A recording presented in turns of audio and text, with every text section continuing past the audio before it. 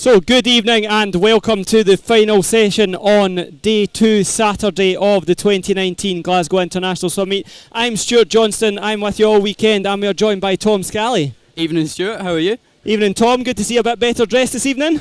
That's it, we've got the shirt on tonight. VIP night here at Glasgow International, so we've got lots of our sponsors here with us tonight. Obviously that's great to see because this meet wouldn't have been possible without the help of those sponsors. So who are the sponsors that we've got again, Tom? Can you remind us? So we are sponsored by Audi Glasgow, by Dean's Pharmacy and by Scott's Bars and Restaurants. And as you can see, there's a lot of stuff going on with Audi on poolside and outside in the main entrance. Excellent, that is great to see, and we have spoke a fair bit about that Audi car. Now obviously that's not the only car that Audi do in their range. I'm sure they would quite like us to talk about all their cars, but we could be here all night just talking about the cars, and obviously we're here for the swimming. Obviously the warm-up is just finishing off in the background there, but we've had our morning and afternoon session. What was some of your standout information from those sessions, Tom? So a real standout, as I said, was the morning 400 IM, because we had three girls that we thought were going to be miles ahead, but actually the outside lanes really stepped up and they pulled themselves right to the finish line in a fantastic time. Yeah, I mean, I think one of the standouts for me, again, 400 IM, but I'm going to go for the men. I was very impressed this morning when I was on the live stream by Richard Nagy of City of Sheffield. Obviously, he is an internationalist as well, so he's competed in this pool a fair few times. He's been here before. He was at European Championships last year, just missed out on the final there in that 400 IM. So this is maybe a little bit of a bittersweet one for him. Bittersweet, and we'll see what he's got to give tonight. Maybe this is his vengeance swim. Yeah, it was good to see some of those youngsters coming through as well. So obviously we have quite a few of the junior swimmers swimming, but some of those swimmers not just swimming in performances that get them into the junior final. We have seen, obviously we have this one of the standout Scottish junior swimmers just now in Katie Shanahan, who swims for City of Glasgow. So we will see her going this evening in that final. Yeah, we're going to see Katie Shanahan go up against Amy Wilmot, lanes beside each other again. But we also should be aware of Katrine Buch-Willesum from Aalborg swim team. She's definitely a real contender in that event. But again, the juniors really are coming through. We've got Faye Madonic and Rachel Hornby in that A final as well. Yeah. Only 15 years old. I mean, I had a quick look. I've been lucky enough to get my hands on a start sheet already, so I had a quick look through that earlier, and I think pretty much every final is stacked tonight, so we are in for a really exciting evening. Remember, if you are watching at home on the live stream, you can join in the action using the hashtag GISM19, so make sure on Facebook and the social media channels you are using those hashtags. We will be back to you just shortly after these short adverts from our sponsors. There you go. Go, go, go. We need to go with him down. He's going to grab some coaches.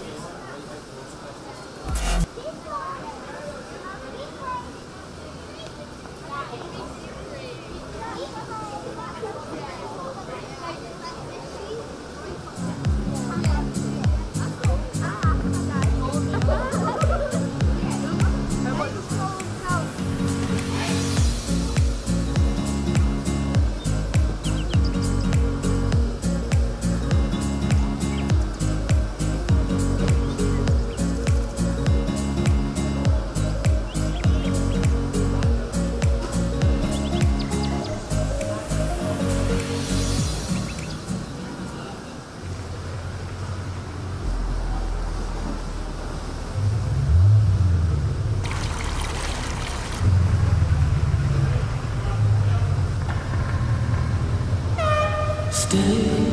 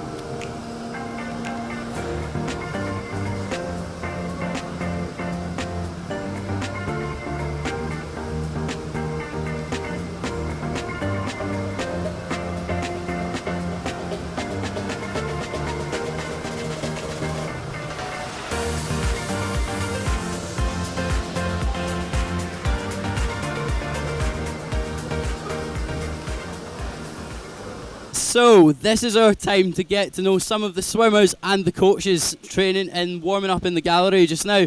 What's your name? What team do you swim? You coaching with? Barry Ruff from Carnegie. Carnegie. So what do you think about Glasgow International so far? I've enjoyed it. There's a few swimmers that we've had got to finals, so I've enjoyed it overall. And who are we looking out for tonight from your team?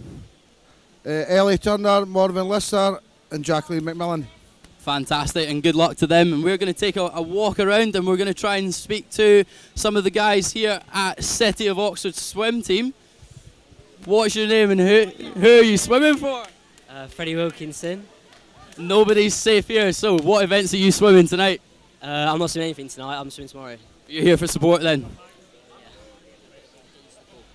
Get used to the pool, great team support. And we're going to go up the stairs now, and we're going to go all the way up. And we're going to speak to the man from South Ayrshire. What's your name and who are we coaching with tonight?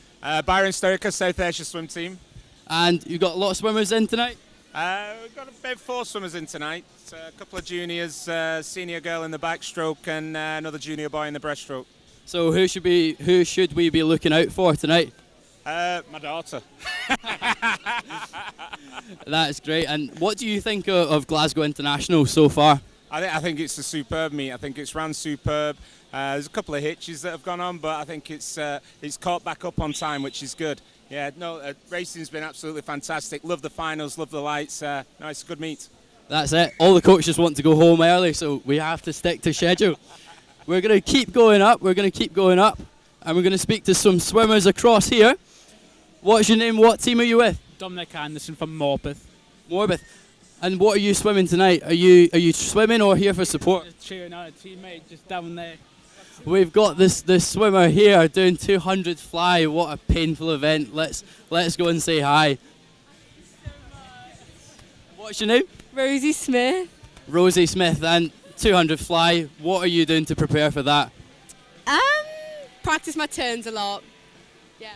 Lots of time practice. So we're going to take a message to our sponsors and let's see what they've got to say.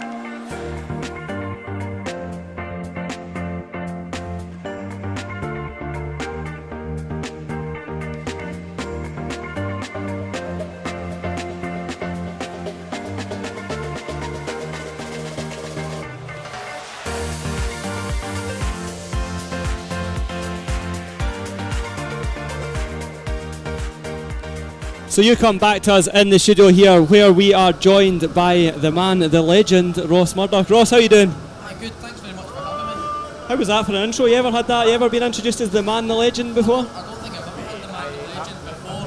Maybe that's just a sign of my age, you know, the legend these days. you can pay me later, it's alright. Well, so obviously it's great to see you here. Wasn't that long since you were here, of course. You were here for the British Championships just a couple of weeks ago. great meet for you, obviously made that world qualifying team, but just British champs as a whole, how did they go for you? I think the British champs went really well, to be honest. I mean, obviously the 200 was the standout event for me, the event I qualified the World Championships for. Fourth time under 208 as well, so it was really good. You know, absolutely loved coming back to Glasgow. And then you can, guys on camera, you can start finding some shots, because you started shots in the training, still got 9 minutes. So it's nice to come away and sort of get rid of those demons about this pool, especially after 2014, because I do have many great memories here as well. So you've got the event that you want, so how does that translate for you into your prep for World Championships? Yes, it's a little bit of a change. It's going to be the first time at a summer meet where I've not raced on day one in the 100 breaststroke, so it's a bit of a change for me. I mean, I'll still be training for the 100, I'll still be doing a lot of focus on the speed stuff to help that too, because I think they complement each other very well. But what it means is I need to sort of change the rest period a little bit, because I'm not going to be racing until day 5 now. So I've got quite a few days of watching before. You can see what the competition's like. Absolutely, I get to have a look at everyone else. How do you handle that sort of waiting though? What do you prefer? What does Ross Murdoch prefer? Does he prefer to get to competition and just race, or do you prefer a bit of time to kind of settle into the surroundings and see what's happening? Yeah, I'm a racer. I just want to get in day one, let's start doing the job. You know, I absolutely love coming in and just racing on day one. So, you know, it's a bit of a different one for me. I haven't raced. I haven't had to wait until day 5 to race before, so it's going to be a new challenge for me. It might be a blessing in disguise. Yeah, so obviously you've got your preps there for World Champs now. That's kind of focus of the season, kind of at least the first half of the season up to the summer type things. But we recently saw you take part in the FINA Champion Series, didn't we? Tell us a bit about how that came about. So the FINA Champion Series, that was an interesting one. If I'm honest, I never thought I was going to get picked for that. So it's a new concept developed by FINA to sort of try and get more high profile swimming involved throughout the year. So yeah, that was an amazing experience. Flew out to Budapest for a couple of days and then, you know, competed with the best in the world at such a random point in the year. But no, it was a great experience. We also saw you in a slightly different event necessarily. Like, did you choose your event? Did you choose that you were going to swim the 200, not the 100, or was it a Ross Murdoch choice? Was it guided by anybody? No, it's just kind of been that's the way it was selected. So you get the British Swimming get the call up from them, and they say we want Ross to come along and we want him to swim the 100 breaststroke here, and that was it. You know, if it was up to me, I would have definitely gone in to try and swim all 3, or at least the 200 as well. You know, to race against that calibre of athlete at this early on in the season, you know, you can't put a price on that. I think one more thing from me that I watched some of both the rounds that we've had so far, and the interesting thing for me was more the 4-lane final thing. That's a bit of a different concept there. How did you adapt to that? Yeah, that was strange because it's literally just the 4 of you in the call room as well. So, you know, just standing there, just with 3 other men in the room, it's just it's a bit strange, but it was also a lot more relaxed than a normal FINA event. So it was really nice actually. I felt like there wasn't much pressure on it, you know, given that my trials had just been compared to the other guys. You know, Kevin Cordis, who's not actually going to be going to the World Championships this year, that's going to be one of the major meets of his year where, you know, he's really trying to put something down. So it was quite relaxed for myself, a bit tense for others, but you know, it was all round. It was a fantastic meet. So bringing it back to Glasgow, you've obviously been at all of the different events here in this year's calendar, but what do you think of Glasgow International so far? Well, I was here at the first one last year, and I'm obviously here this year, and it's great. I absolutely love it. I think it's been a class meet. It falls at such a good time in the year for us. You know, we've only had British champs just a few weeks ago now, and it's good to get back into racing, and what's hopefully going to become an even more competitive meet as years to come. And obviously, how are you working on your speedboat skills after British champs? Speedboat skills or pad repairing skills? Yeah, I absolutely nailed the touch. I'm not quite sure those touch pads have recovered from that. I've noticed that a couple older ones have been put in, and we have heard rumours that these are just the ones that Ross Murdoch managed to destroy with speedboats. Obviously, it's been great to have you here. You said that you love coming to this meet, Ross, and we hope that you're going to continue to come back to this here. It has been great for us having you here, and we'd like to thank you, and we will be back with you just after these short sponsor ads. Yep, on you go. Sponsor ads.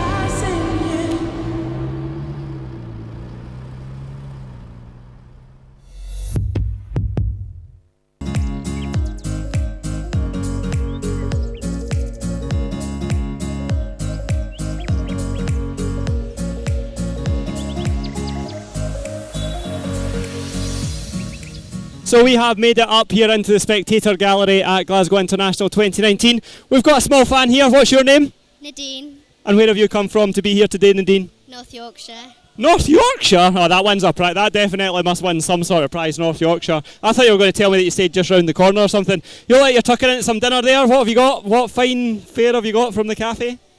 Steak pie. You sure that's steak pie? You had it checked. So who are you most looking forward to seeing this evening? My sister Krista. What's Krista's surname? Wilson. Krista Wilson. What's she swimming in this evening then? The 200 fly. 200 fly. Is she crazy? She must be crazy if she's swimming in the 200 fly. Anything else you're looking forward to seeing? Ross Murdoch. We just spoke to him. We just had a chat with him. So yeah, he's really looking forward to tonight. So we'll keep a lookout for that. We'll keep a lookout for your sister and hopefully she does well. We're going to go and pick on somebody else now. Okay? Thanks very much. So we're going to move down a bit. We're going to take the camera person with us. Come with me. Let's see who we can speak to. It's amazing how many people look really busy when you appear with a camera. So we've got a lady doing some puzzles here. What's your name and where have you come from? Jeanette, and I'm from Carlisle. So we're getting all the people that are travelling. I expected to do this and have everybody stayed just round the corner, but we've got Jeanette from Carlisle. So what brings you here then, Jeanette? My son's in the 200 butterfly this evening. There's a definite theme here because we've got the little girl just up behind you. Her sister's swimming in the 200 fly for women tonight. So obviously, stroke of choice if you're wanting to be moving forward. Swimmers, 200 butterfly. Anything else you're looking forward to catching up with this evening? Just watching the 400 IM because I know a couple of the Cockermouth swimmers in that as well. So. Excellent, great. We hope you enjoy the session. Thanks very much for taking the time to chat to us. We've got time for one more victim. One more person that we're going to pick out from the crowd here. Hi there. It's all right, keep your bag there. We're just going to have a chat with you. With you. So, who are you and where have you come from to be here in Glasgow this evening? I've only came from East Kilbride to be. I'm glad I got somebody close because I got somebody from Yorkshire and somebody from Carlisle. So there you go. You win the closest person prize. What brings you here this evening then? To see my granddaughter in the final. What's she swimming in and what's her name? Oh, she's swimming in 400 IM. And her name is Maria Cabrelli. Well, that's great. We really hope that Maria does well. Now, obviously, we do have lots of fans here in Glasgow to see the Glasgow International Swim Meet. But remember, if you are looking for another opportunity to come back to Glasgow, the European Short Course will be here in December. And have a look at this video from our sponsors, Glasgow 2019, to check out how to get those tickets now.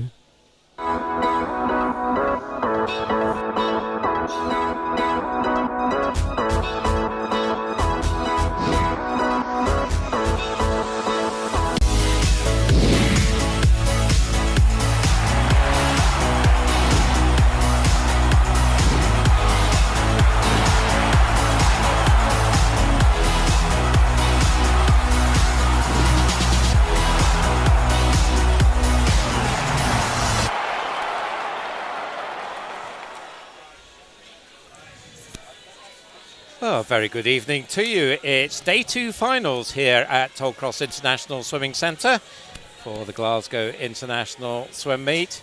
I'm Duncan McKinnell, and joining me this evening in the commentary box is Andy Buchanan. Good evening, Andy. Good evening, Duncan. Delighted to be here. So, yeah, second session for you on finals. You get the good ones on the finals, so lovely to have you here this evening. We've got a great final session in prospect. 800 frees to start with.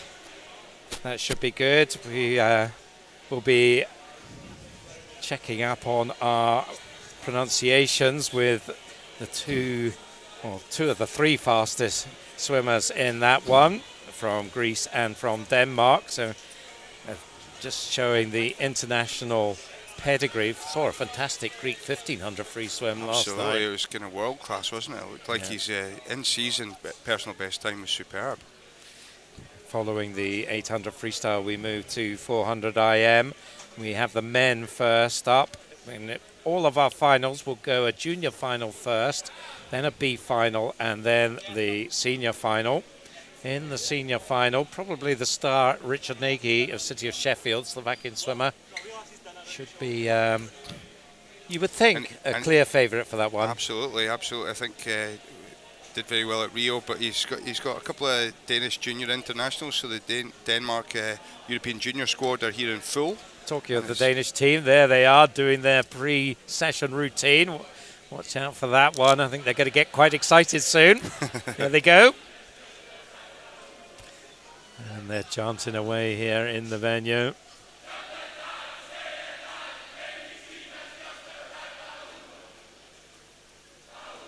I think there'll be some Scottish teams taking note of this.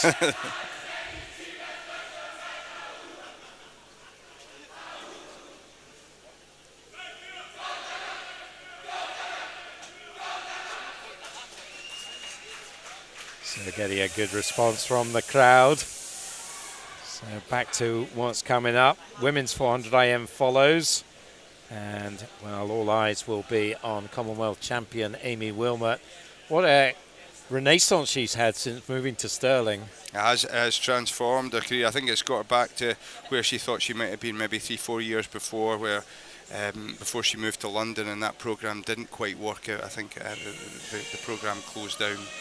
But she's swimming as well as she's ever been. She looks like she's really enjoying her swimming, and it'll be great to see her in action tonight, and be interesting to see how local girl Katie Shanahan pushes her in that. She's a Scottish junior record holder, I think, for the 400 IM, and going to European juniors in that event in the summer. Yeah, so she'll be going in lane 3 in that one with the Aalborg swimmer Katrine Willison as well in that senior final. Then we've got another treat in store with Murdoch, Benson, Murphy showdown in the 100 breaststroke. That race is quite something. When you look at that, you've got David Murphy from City of Oxford, you've got Craig and Ross, who are obviously seasoned Scottish and British internationalists, went to Rio, and down there in lane 1, Nick Quinn, I think he was in Rio for the breaststroke for Ireland. So, and over in lane 7, you've got Archie Goodburn, who's a GB junior internationalist on that. So that's promising to be a standout event this evening. Yes, it certainly will be. And then another real up-and-coming star, the Irish girl Mona McSharry in the 100 breaststroke. She looked pretty sharp in the 50 last night. Looked great, and I think she's a World Junior medalist from a couple of years ago. And I think she's going to be the one to beat in that breaststroke. But Cara Hanlon swam really well last night, and she'll be looking to challenge her from the University of Edinburgh team. And then Richard Nagy's back for the 200 butterfly. That's some double, isn't it? 400 IM, 200 butterfly in fairly quick succession.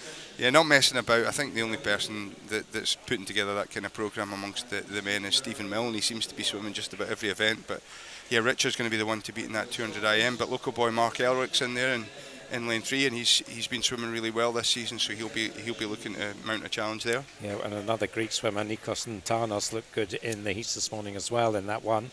Then we've got the 200 fly. We were just hearing that overnight our winner of the 100 fly, Tame Bruce, unfortunately has broken a toe overnight, so she's not swimming in the 200 fly, which is a shame.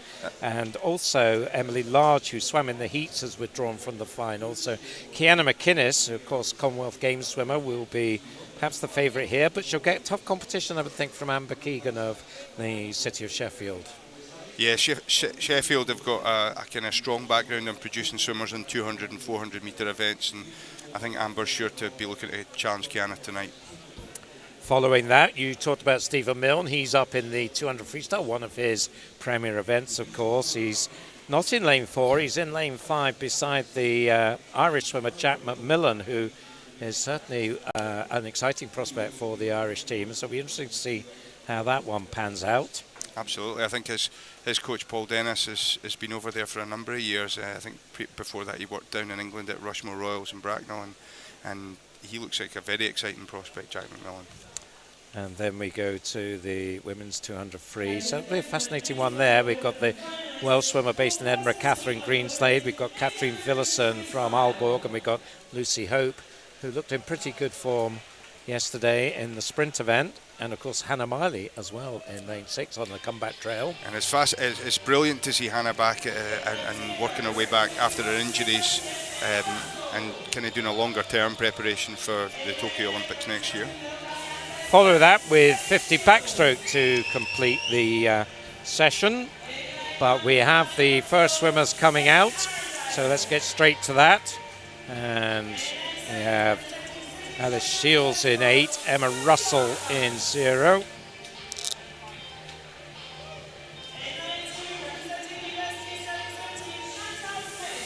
And Chantal Smith there just on her way out into lane 2. Jessica Arundel going in 1, Sophie Barker in 7. Next in is Michelle Mortensen from the Danish junior team. Following her out, her teammate Sophie Peterson. She'll go into lane 3. And the 2 fastest entry times in lane 5 from City of Oxford. It is Nicole Ryan. And in lane 4 from Greece, Calliope Arouzou. So she'll go into lane 4. 8:44 is the time that she did, that she's entered on. Next fastest 8:55, Nicole Ryan. So on paper, this should be a great win, but you never know. You can not be sure of anything. The swimmers could be in different phases of training. So probably unlikely, you would think, for the distance swimmers to swim to their personal best times here. I think that would be really tough. Of course, we had a very dominant and impressive swim by her teammate last night, Demetrius Negris, in the 1500 freestyle. It'll be interesting to see if she sets her stall out and tries to dominate this race in the same way.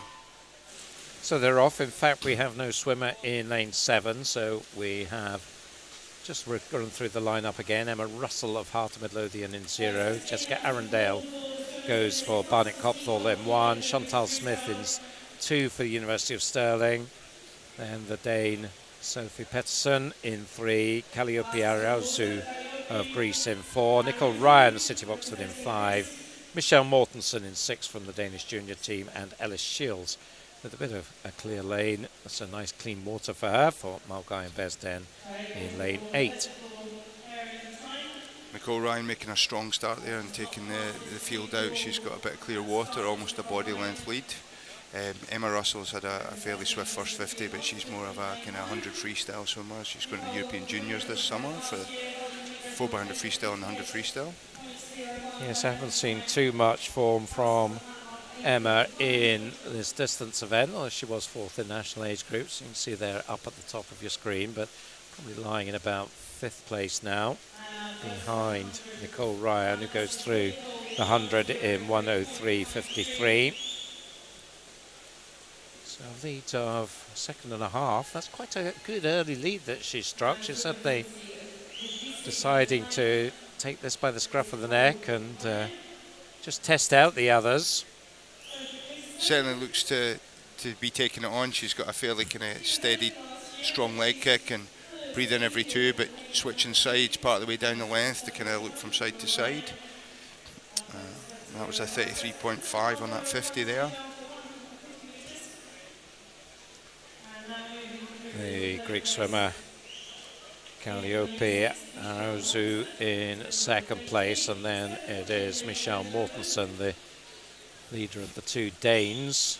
Alice Shields, again, not a swimmer I really think of as a distance freestyler, very much a backstroke her specialism, so we're going to see what she can do down the bottom of your screen in lane 8. But through 200 now, 2:11.32, so just shy of a 68 for the second 100. So Nicole just dropping from a 33.5 split there up to 34.3, and I think we've seen Arizu from Greece just closing in on her ever so slightly on that 450. Yeah, she got it down from a second and a half to a second, so still got, of course, plenty of time to claw that back. Still 550 metres to go. Let's see what the gap is now. It is still around a second, 2:45.20 and 2:46.16, then a bit over 2 second gap. Michelle Mortensen still in third place and pretty comfortably in third, in fact, quite a distance ahead of Sophie Pettersson. So do you think we're seeing the top three here? Yeah, I think they seem to be breaking away from the field, and at the moment it looks like we're going to have a battle for first and second. And in lane 6 we've got Michelle Mortensen, and she looks fairly dominant and going to have to try and swim her own race in third place. 3:19.69. So just slightly slower third 100. That was about a 68.3 against a 67.8, so about half a second slower in the third 100 from Nicole, but she's holding this second lead. I thought that might be whittling away at this point in the race, but that's not happening just at the moment. They seem to have settled into kind of similar splits around the 34.3, 34.4 mark, although the Greek swimmer's making a move there going into that turn. Yeah, as soon as I said that, suddenly she started moving, and now the gap is only 1/4 of a second, so she's taken 3/4 of a second in that last length out of the Nicole Ryan lead, although it looks like Nicole just doing her best to, well, there's not a lot in it really. That split there was significantly faster from the Greek swimmer there, Arizu in lane 5 there. She's dropped from 34.4 to 33.4 on that 50 there, and definitely making her move now as we come to the halfway mark. So just 1400s in it, and it's Arizu now for the first time moving into the lead. So if you're Nicole Ryan now, of course they'll be completely aware of what the other swimmer is doing, and she'll know she's been caught. No reason to panic. And maybe she can feed off Arizu to give herself a strong time, because her main objective, I'm sure, the 21-year-old will be, it's the last weekend of qualification for the British Summer Championships, and I'm sure she will be looking to be swimming this back here in Glasgow in those championships. Yeah, Arizu's dropped it. It's another 33.4 she's put in there. She's definitely making a move and trying to kind of break away on this third quarter of the race. So it'll be 500 metres out the next turn. And so the question now is, can Nicole Ryan stay reasonably close to Calliope? Maybe just give herself a chance if she's got the stronger sprint. It's about 1.5 seconds now, the gap. 5:35, 34. So. She's taking about another 0.6, 0.7 out of her on that leg, and you can just see as you catch them there, she's got a faster stroke rate, and she looks like she's increasing it ever so slightly and using her legs a little bit more, trying to move that gap and create a bit of gap between her and the Oxford swimmer on this third 200 metres of the race. So just looking at what sort of time we might get from Calliope if she keeps this, so certainly we think maybe low 850s, something like that.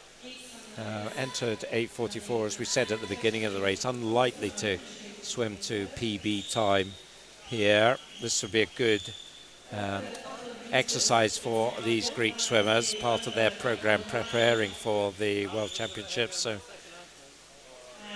very much where am I at? Check in a fairly serious competitive location. Just what is going well. 67.1 from her there, 67.1, a couple of those, and she's at 8:56, so she's probably hoping if she can bring it back a little bit, especially in the last 100, to get underneath 8:55, heading closer to 8:53 maybe. And certainly that gap now is fairly substantial between Calliope and Nicole, and about a similar length of gap to Michelle Mortensen there in the white cap.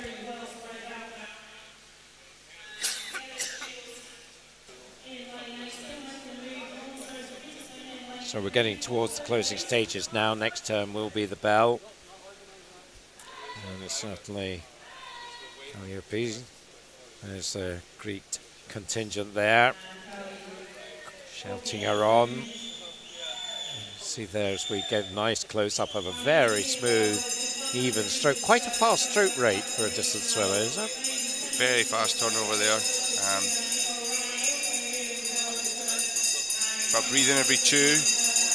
And when she's breathing, she's hiding it nicely under her arm, so it's not breaking her rhythm or her stroke rate at all. She's bringing the legs in nicely there.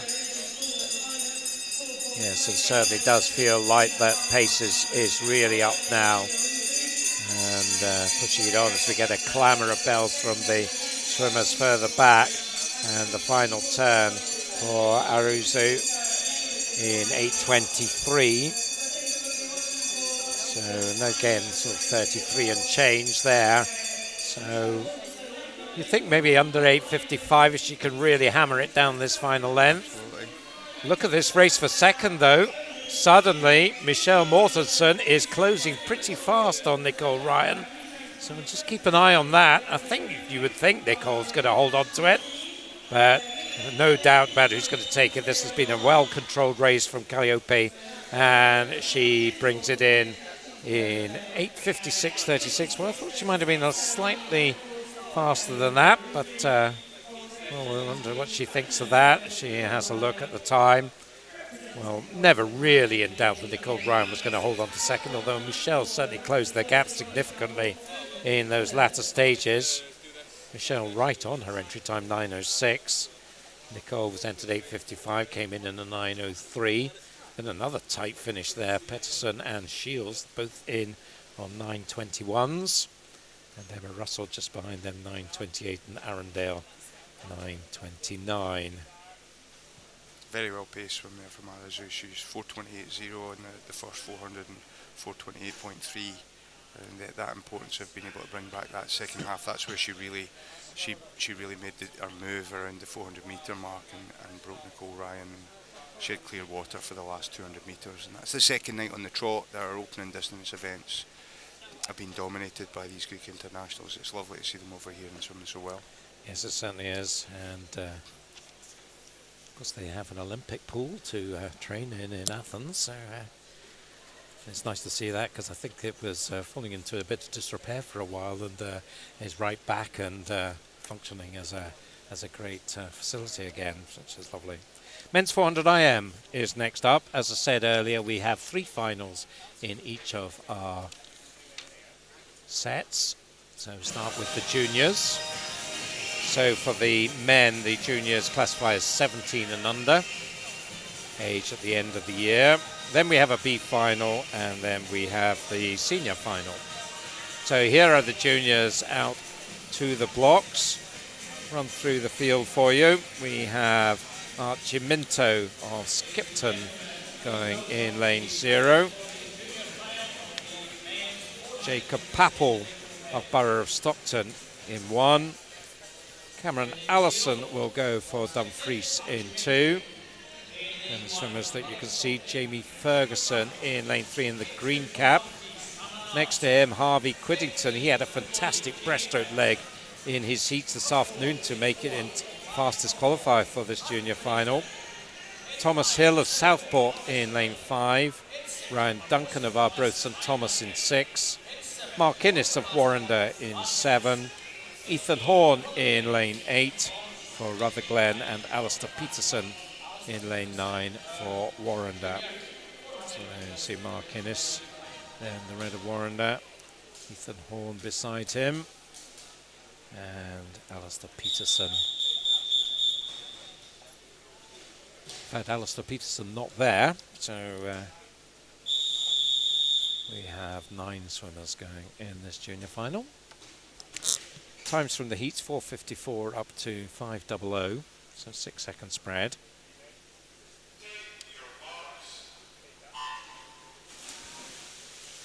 And away they go. Quickly into the butterfly. Some of these swimmers Well, some of them getting close to that 15. They'd want to try and maximise that, don't they, off their starts? It was certainly a strong start down there from Ethan Horn in lane 8.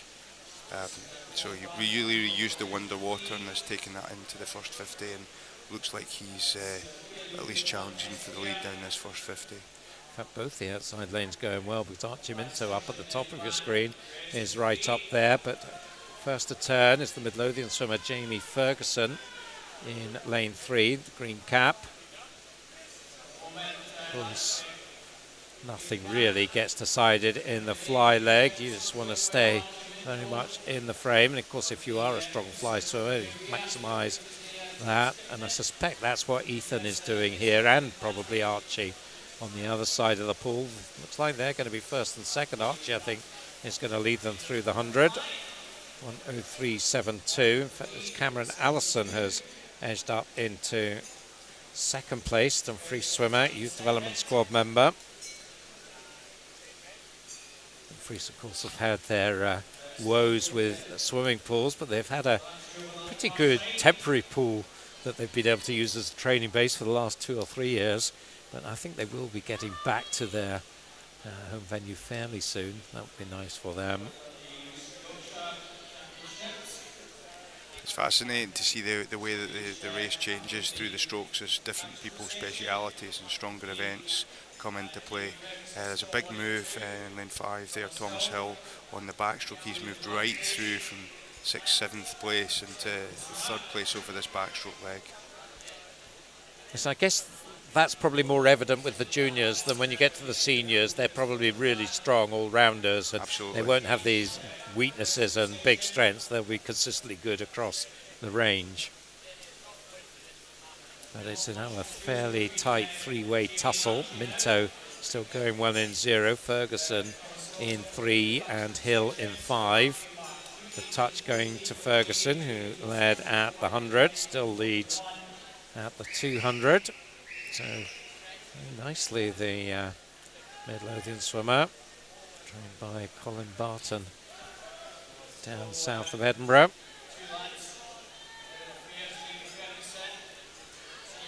Breaststroke quite often the one on the 400 IM, especially with the juniors, where you can see big swings. Breaststroke's quite often, you get breaststroke specialists that do particularly well, and people that might be good on back and free or flying free, those doubles can tend to have a bit of a weak breaststroke. And you definitely see the Barnett Coptal swimmer in lane 4 there, Harvey Quiddington. He's making a huge move on this breaststroke leg. He's made up significant ground on that first 50. Yeah, this is exactly what he did in the heats this afternoon. He was in an afternoon heat and he was way back going into the breaststroke and then way ahead when he finished it. He's not going to be way ahead on this time, because this is a very impressive swim from Jamie Ferguson. He's showing no weaknesses across the range of strokes so far, and showing a lot of grit and determination here as he comes down towards the 300. He's about, 5 metres up, but it is Quiddington now who's moved into second place. And, well, he's certainly put himself in the frame, but he's still some, 3.5 seconds back on Ferguson. So that's a big ask in the final 100, you would think, to make that up, particularly as it very much was his breaststroke that was his strength. Now, Jamie Ferguson really taken it to this field out of lane 3. So that's a little bit of a surprise. He did a 4:57 in the heats. Just having a look to see what he was entered on, 4:46. So I guess that was quite a bit faster. So that was a time he did at national age groups a couple of months ago. So we'll see whether he can be there or thereabouts. I think he will be. He's certainly going to be a significant chunk faster than this morning, definitely going to be dipping under that 450 mark. So looking really good, 15 to go. Quiddington, I think, looks set for second. It's a tight contest for third. Lane 2, Cameron Allison, and the swimmers, lane 6 back. Well, Ferguson taking it 4:48.42. So very respectable swim there. And he takes the win. Second place was Quiddington, 4:53.05.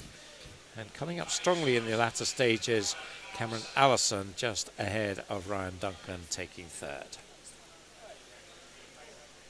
So we talked about, strengths and weaknesses, but there I guess it was Jamie Ferguson showing that sort of all-round ability. Absolutely. And that's what won it for him, I think. Absolutely. He didn't seem to have any stroke where he kind of lost any significant ground at all.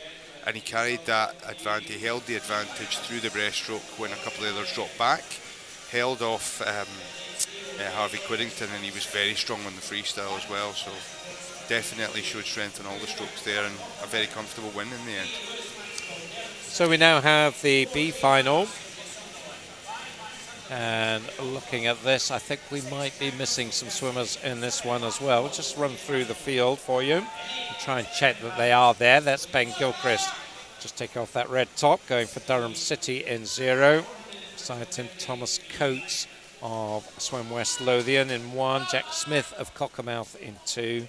Lewis Maxwell of Derwentside in 3. Jay Manners, City of Sunderland in 4. Lane 5, Max Underwood of City of Oxford. 6 is Jack Munsey of Perth City. In lane 7, Mark Ford of City of Glasgow, and then 2 empty lanes in lanes 8 and 9. So 8 swimmers going here. Fastest was Jay Manners, but only by 1800ths in the heats.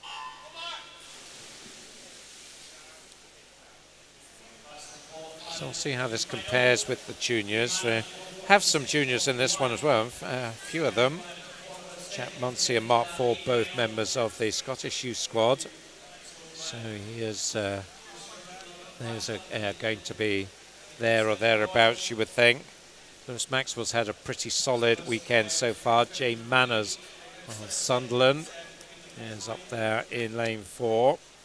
Maxwell just first to turn, 28.49. 3 swimmers in the 28s, Manners and Jack Smith the third. So Derwentside, Sunderland and Cockermouth, the front runners early on. And you see that familiar white S of the City of Sunderland there, as worn by Jay Manners. Another red cap, that's Jack Munsey of Perth, is certainly there in the mix. We should see him go well in the backstroke, I would think. Absolutely, had a strong turn in the backstroke last night, so I think I'll see him make his move here. All to play for in these B finals. The great thing about B finals is it gets you experience in that preparation of swimming a heat swim in the morning and then going away and maybe resting up a bit and then coming back focused to swim faster in the evening. The more practice swimmers can get on that, the better. Oh, absolutely, and this innovation of the C finals for the juniors, I think, is a fabulous thing going forward, and love to see more meets across the whole of the UK taking that one on. So we thought Jack Munsey might move up strongly in the backstroke, and that's exactly what he's doing. On 39.05 as he turned halfway through the backstroke, and you see there he's got now a fairly sizable lead on Lewis Maxwell in lane 3. Jay Manners and Jack Smith competing for third. Of course, he's coming from that Perth programme headed up by Ann Dixon. It's got a pedigree of hard work and doing distance events. You know, swimmers like Camilla Hattersley and Stephen Milne and Scott McClay have been through that programme and represented Scotland and Great Britain. And Jack's certainly on a great track here and opening up a sizable lead. Yeah, so he's probably not renowned as a breaststroker though, so I think he might come under some pressure here. See whether we have a star breaststroker here. Maybe that is Max Underwood of Oxford. It just seems to me that every City of Oxford swimmer is a brilliant breaststroker.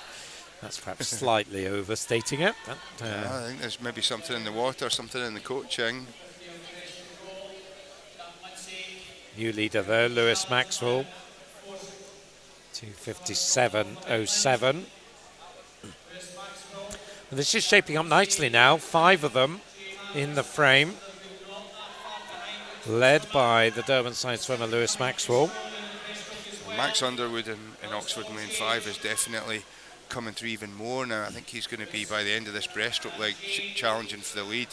Looking very strong, driving with the leg kick, and he's got a really long, streamlined stroke, and he's definitely making a big move here. So there's going to be 3 of them just about together as they go to freestyle. Maxwell, Manners, Underwood, all up there. Touch just going to Max Underwood, 3:38.60. So now we'll find out who is the strongest on free. Jack Smith certainly not out of things in the yellow cap of Cockermouth. Oh, they're just fantastic program, Cockermouth, isn't it? There's a little 4-lane pool. They just produce world-class swimmer after world-class swimmer. But I think Jack Smith probably got rather too much to do to feature in this one now. It looks like it's the Sunderland swimmer, Jane Manners, whose time has come. And he is going for this now hard, and it's battle for second between Underwood and Maxwell. Jane Manners, more than a body length clear now. So you would think, is going to bring this one in. Came into this meet on a 4:39 that he did last summer at the Swim England Summer Meet. Not quite at that pace, but 4:43.44 is 3 seconds faster than he did this morning. So I think he'll be reasonably comfortable with that. Really tight for second there. Lewis Maxwell and Max Underwood doing battle right to the wall. And in the end, it was Maxwell just by 1300ths grabbing second place.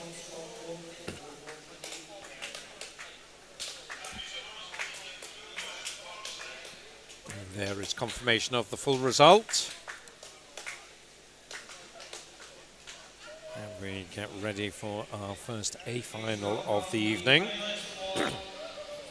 The lights go down, the flashy lights come on, and we're just about ready for our first A final. Here comes the first swimmer. In lane 9, it will be University of Stirling's Giano Napolitano. Didn't really know where he's going, but he's given a clue. You're going that way, son. Rory Dixon of North Ayrshire. He goes into lane 0. Can I go now? Yes, you can. Here is Angus Allison. Oh, I like it, Angus. Very nice stuff. Well, he's been working on that one. He goes for Warrender in lane 8. Kenji McDade. Oh, more restrained there from Kenji, but he goes into lane 1. Daniel Gitsidis. He goes to lane 7. Alfie Kelly. Just straight, no nonsense from him. Newcastle swimmer going into 2. Sat Logue of City of Sunderland will go into lane 6. Lucas Strobeck of the Danish team. Looks chilled there into lane 3. His teammate Arthur Ellegard into 5.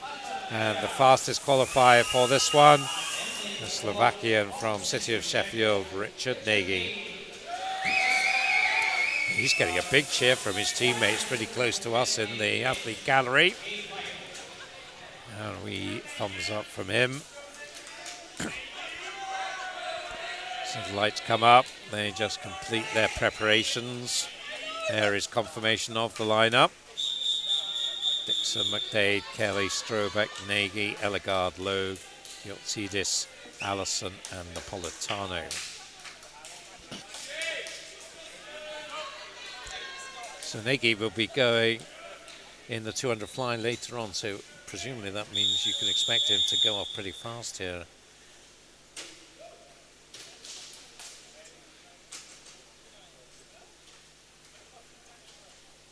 So they just take their positions and away they go.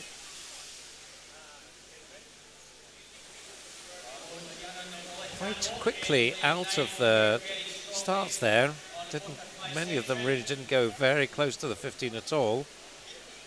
Nagy though coming out of it and emerging into an early lead.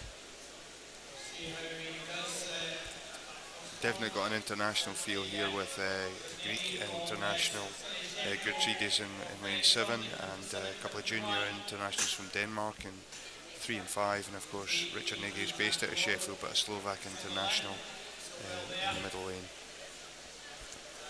It's just Nagy using that butterfly prowess to good effect, opening up the early lead. Zach Lowe, of course, we've just seen a Sunderland win in the B final, so can he figure in this one? Won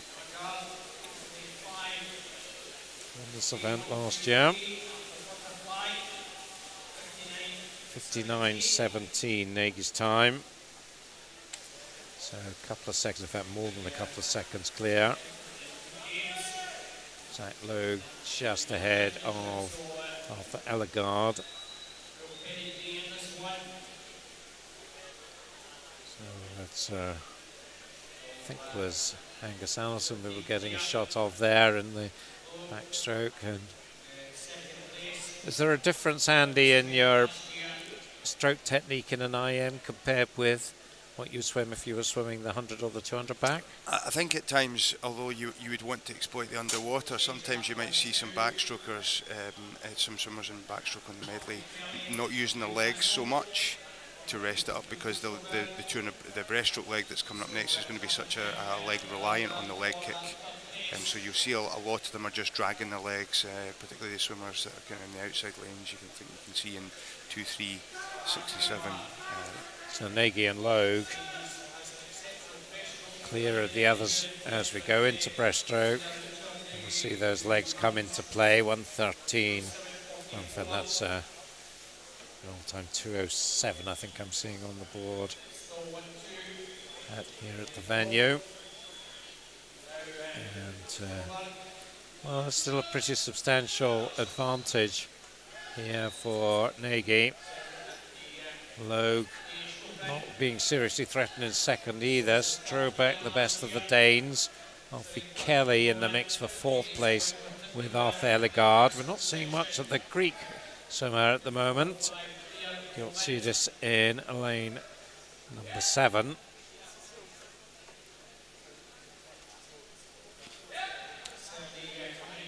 So it is very much Nagy ruling the roost. And I think, well, it's going to be hard to see past him now.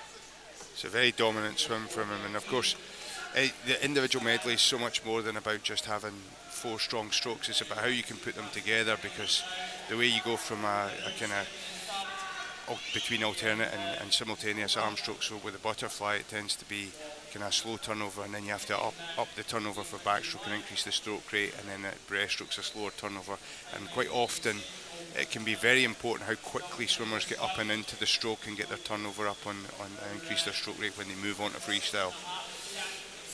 So we are now firmly onto that freestyle, and I don't think there's any doubt whatsoever as who's going to win this one. Nagy a long way clear now, as Logue is holding on to second, but could come under some pressure, I think, from Strobeck in lane 3.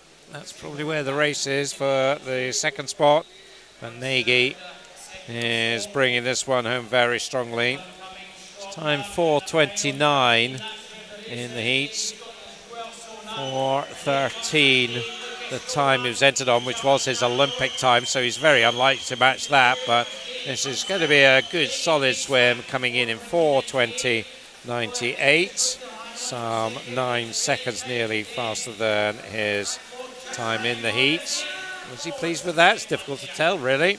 What a race for second there. Strobeck and Logue, and it was Strobeck by 100th of a second, grabbing second place. So 4:20.98 the win. Strobeck underlining the importance of skills, whether you're in a 50 freestyle or a 400 IM there. Very strong finish with his head down, driving to the wall those last 5 metres, and with 5 metres to go he probably didn't have any right to think he was going to get that second place, but an outstanding finish, and he just takes Zach Logue on the line. And that is a new meet record as well for Richard Nagy, so very strong positive swim, and just showing the style of that. So we go to women's 400 IM now. Again, we start with the juniors. So 5:20 to 5:27, the range of times, and they're just about on their way out now. Here they come. Take a nice view of that start area there, and they'll marshal behind those black curtains and come out and get themselves sorted. We have Leonie Jones, Borough Stockton in 0, Gabriella Lessing in 1 for Ren 96. Again, it looks like we might be missing some swimmers, not sure. We'll keep you posted on that. Megan Ruddy's certainly there for East Kilbride in 2. There's Drew Mackenzie of Swim West Lothian in 3. Hannah Petner in 4 from Wirral Metro. 5, Neve Abbey of Tynemouth. In lane 6, Maria Cabrelli from Dundee City Aquatics.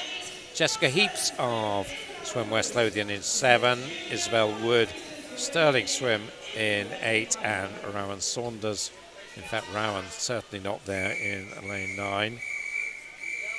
And it does look like we've got some empty lanes on the other side of the pool as well. Leonie and Gabriella, I think, both not here. So we are down to 7 swimmers.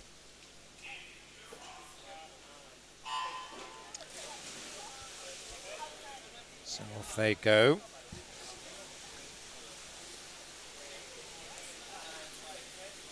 Down the pool.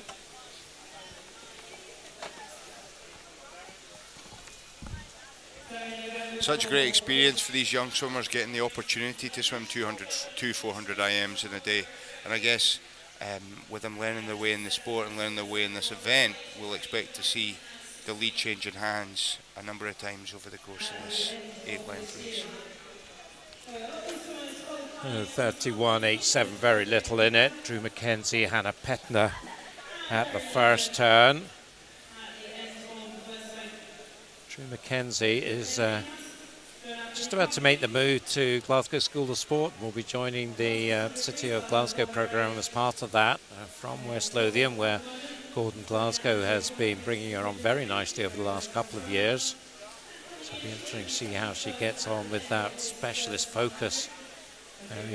Taking her swimming really seriously at the moment, and you can see why. She's put in a very nice butterfly leg there, 1:10.22 for her. Into the backstroke now. Megan Ruddy of East Kilbride in second place. Hannah Petner, Wirral, which is coming under pressure now from Maria Cabrelli in the dark pink cap. But at the moment, it's not really working according to the seedings anyway. We'll see whether that changes once we get to breaststroke. That's Drew Mackenzie, member of the Youth Development Squad. 1:50.55. So about 2.25 seconds up. There's Maria Cabrelli having a pretty good backstroke from the Dundee City Aquatics programme, coached by David Haig. Now edging into third, I think, in lane for Hannah Petner. It's a nice backstroke technique there being demonstrated from Drew. Very still ahead there. Strong swim from Maria Cabrelli on the second leg of the backstroke rather. Working hard rather than thinking ahead and the stroke rate dropping down. She maintained it all the way into the wall and is kind of drawn level as they move on to the breaststroke. Now it'll be interesting to see here. I think maybe Hannah Petner in lane 4 is going to mount a big push here. Megan Ruddy still very much in there in lane 2. Are we going to see a push from any of the others? Neve Abbey maybe. She's got quite a lot of ground to make up. So we've seen this a few times now where it all gets tighter in the breaststroke and leaves it all to play for in the freestyle. It's looking on the way of it this time. Still Drew has the lead, but not by much at all. Maria Cabrelli now back to third, behind Megan Ruddy, who is pushing on well. And it is Megan and Drew side by side now. And a close shot of Drew. You see the focus and effort going in there and etched into her face, but well, her task really is to stay in touch with Megan Ruddy, and Maria Cabrelli coming right back into things as well. Strong leg kick and excellent streamline at the front of the stroke there for Megan Ruddy over in lane 2, and she's really opened up a gap that the others are going to have to fight hard to close down on the freestyle. There's a bit of an IM pedigree in the East Kilbride programme with the likes of Nikki Miller and Meg Finnan in recent years. So can Megan Ruddy maintain this big advantage? Drew McKenzie, I think, will be much more comfortable on freestyle than she was on breaststroke, but she's got a lot of ground to make up in this last 60-odd metres. Maria Cabrelli in third place, not that far behind Drew. Final turn, just see what the gaps are. 4:40.73 and 4:42.77, so 2 seconds the margin for Megan. So it certainly feels like she is not going to give this one up now. Looking very strong, she's bringing her legs there.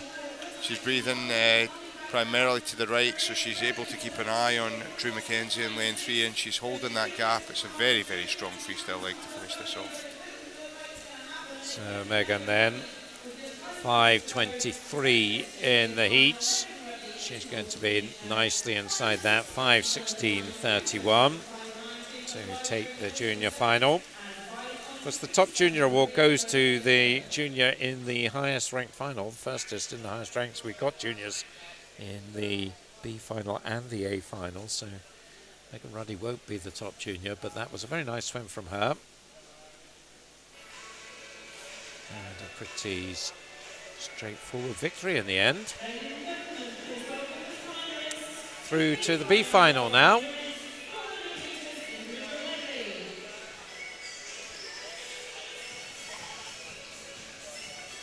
Again, it looks like we don't have a complete field, so we'll just keep an eye on who's here. Maisie Johnson of Southport is in lane 0. Then we do have the Hart swimmer. There she is, Holly McGill in lane 1. Dundee City Aquatics, Scarlett Ferris in lane 2. Sophie Louise Nim of Glentoft in lane 3. Jessica Morgan of Southport in 4. Emma Scully at City of Glasgow in 5. Lisa Rykoff of Aalborg in 6. Jenny Galloway in 7 for Warrender. Lane 8 is Jennifer Green of Wigan Best, and we do have a full field because Megan Smith is there in lane 9 for City of Oxford. So I take it all back. A couple of tenths between Jessica Morgan and Emma Scully in the heat, so some definite home interest in this final with Emma Scully in lane 5.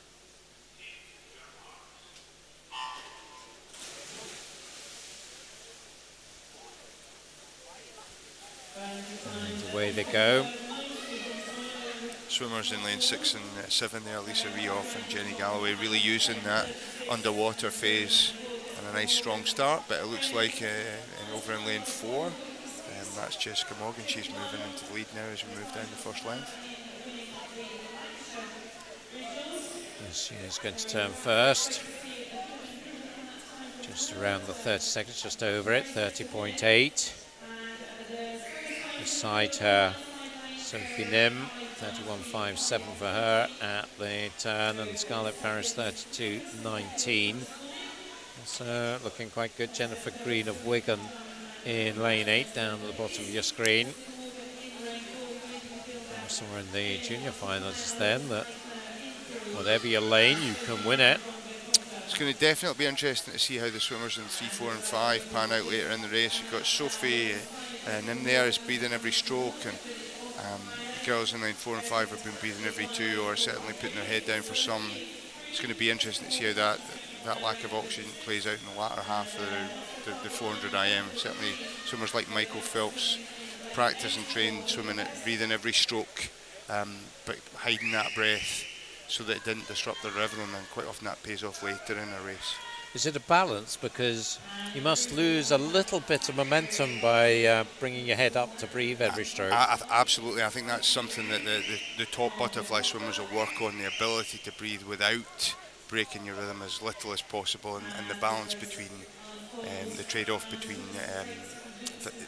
the extra speed you gain and the oxygen debt that you might incur through doing that. And the trade-off, I would say, especially you get that on the back, maybe the last 25 of 100, and certainly the back half of a 200 fly and a 400 IM.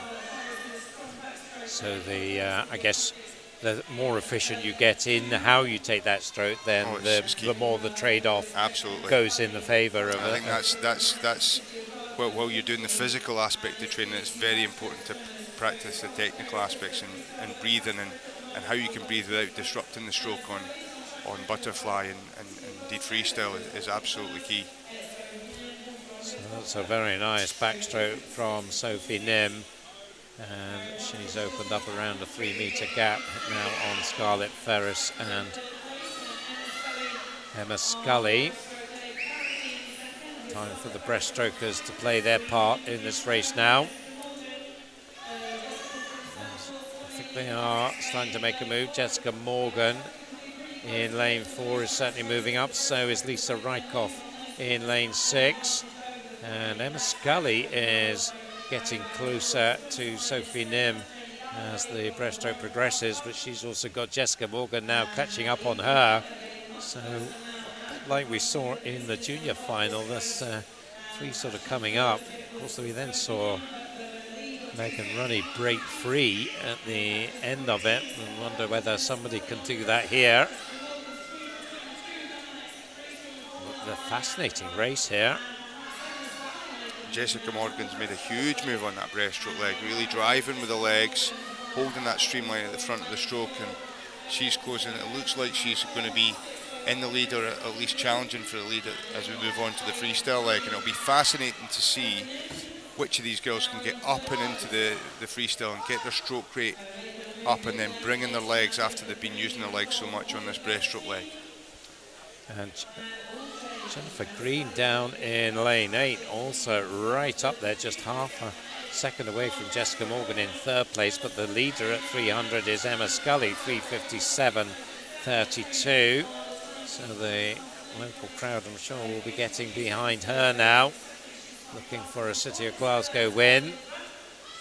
Jessica Morgan, Sophie Nim and Jennifer Green all still in the mix.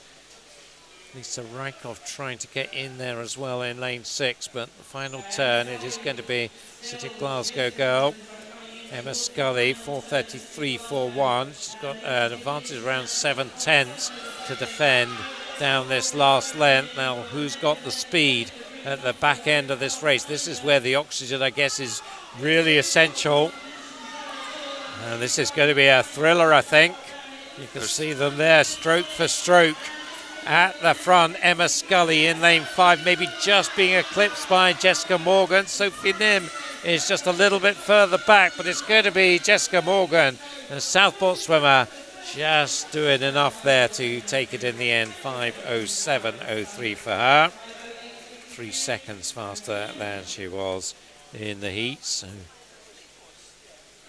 good performance there, 4/10 in it. Emma Scully, well, you thought maybe she could hang on and hold on and take that at the final turn, but it wasn't to be. And Sophie Nim taking 3rd ahead of Lisa Rykoff. On to the A final of the women's 400 IM, coming into lane 9. Rachel Hornby for Wigan Best. She went off the wrong direction. Faye McDonough of Borough Stockton in 0. Clara Ryback-Anderson from the Danish junior team looking very chilled there in lane 8. Katie McKenzie goes for City of Glasgow in 1. Lane 7, Victoria Pallison from the Danish junior team. She goes into lane 7. Paula Adams from the University of Aberdeen will swim in lane 2. Experienced IM campaigner. Amber Keegan going for City of Sheffield in lane 6.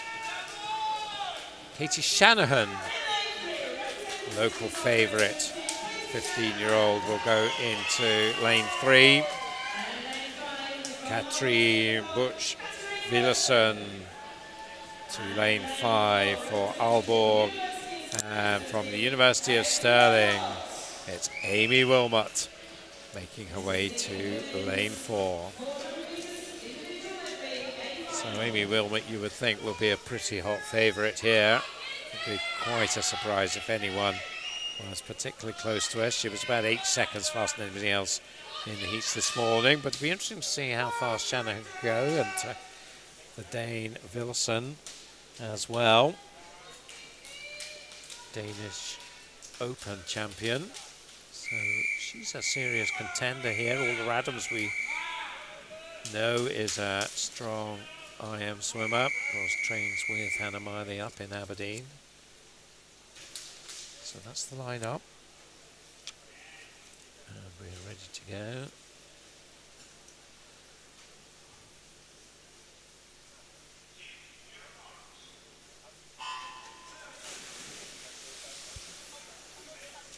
Quite a range of times in this final, 4:47 up to 5:10, so expect them to be fairly well spread out by the time we get to the end of this. It's brilliant to see Amy Wilmot here, Commonwealth champion and 4th in the European Championships, I think, last summer in this very pool last year. And so brilliant for the local crowd and local teams to see such a kind of seasoned international on show in a kind of mid-season meet. And more recently, British champion in this pool as well in April, so we know she's in pretty decent form this season. Off to Korea for the World Championships in the summer. But she's being pushed along here by Villerson in lane 5 in the butterfly, and also up there Amber Keegan. Amber went in quite an early heat this morning, so probably a little bit of a surprise to see her in that early heat, but I think she's in her rightful place in this top group now. So Wilmot just got the touch, 1:04.37. Backstroke. Well, we talked about having certainly fewer weaknesses if you're a top IM swimmer, as Amy is, and that's certainly the case with her. So there is no weakness in her 4 strokes. I think the extra dimension that she's almost gained since she moved to Stirling is that ability to when the big races come along. She really stepped it up, and we saw that last year at the Commonwealth Games, where she's had a lot of kind of near misses, if you can call a silver or bronze medal a near miss. But yes, amazing to see her get that gold medal last year at the Commonwealth Games. Yes, it was very interesting if you think back to 2014, and leading up to 2014, I think Amy had beaten Hannah more often than not in the year before, and then of course in a really tight race Hannah won it in Glasgow. And did that take a little bit of confidence out of Amy at that point? I think so, and it may have taken a couple of years for her to bounce back from that, but she certainly bounced back in fashion at the Gold Coast last year. Yes, she did. 2:18.15 then, plays 2:18.39 for Amber Keegan. So these two have opened up a fair gap on Shanahan in 3 and Villerson in 5. But again, you would think in the breaststroke it'll be Wilmot who will pull away from Keegan. And well, we'll see who's going to take that 3rd spot. Can they catch Amber Keegan? I think they might do. Will they catch Amy Wilmot? I think they might not. Amy's looking very strong here, working really hard round the walls and off the walls there, using the underwater, getting out to 8-9 metres there off the wall. So if you're a young IM swimmer watching this, what should you be picking up from Amy Wilmot here? I think the importance of being strong technically in all 4 strokes, but the skills aspect, so using the walls and being able to finish strongly on one stroke and get into your rhythm and get into that stroke that you're going to hold as you move from one stroke to the next. Lovely close-up of Amy Wilmot's breaststroke there. And the GB cap there, and turning 3:36.96. And a big lead for her. Still Keegan in second place, 3:43.47, about 1.8 ahead of Shanahan, with Willison still right there with her. So the race for third still very much up and running. I think they are struggling to catch Keegan, actually. Amber Keegan putting in a very solid shift in second place. Maybe we'll close the gap somewhat in the freestyle. But, well, Amy Wilmot, let's follow her down the pool now. What sort of time do we think she can do here? Maybe a 41, 42 if she can bring it back on this last 50. 441, 442. Meet record set by Hannah Miley last year, 440. I think she's probably going to be outside that, but really solid, hard training performance. 442.80. You were pretty much spot on, Andy. That, well, that was hard work, I think. Kind of puffing and blowing going on there. It was really tight for second in the end. Willison just getting close within a second to Keegan and just touching out Katie Shannon to claim third place. So good tight racing behind Amy Wilmot, but Amy clear winner there, 442.80. Amy's going to be going away at the start of June with the British team to take part in the Mare Nostrum tour in Barcelona and Cannes. I think actually Katie and Amy will be training together. The Glasgow team are going out for a training camp. I think they're going to have a week in Spain before one of the Mare Nostrum events where they're training alongside each other. And I think that'll be an invaluable week for Katie, the experience of training alongside such a seasoned international as Amy. Yes, Katie, of course, will be the junior champion, fourth there in that senior final. On to 100 breaststroke now. And here come the junior finalists to the blocks.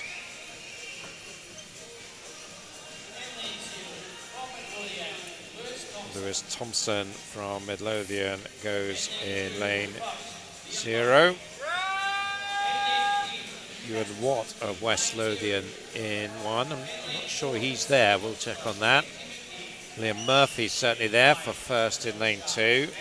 Ryan Zhao for Newcastle in 3. Kenji McDade, City of Oxford in 4. 5 is Greg Fairbairn of Belsill Sharks.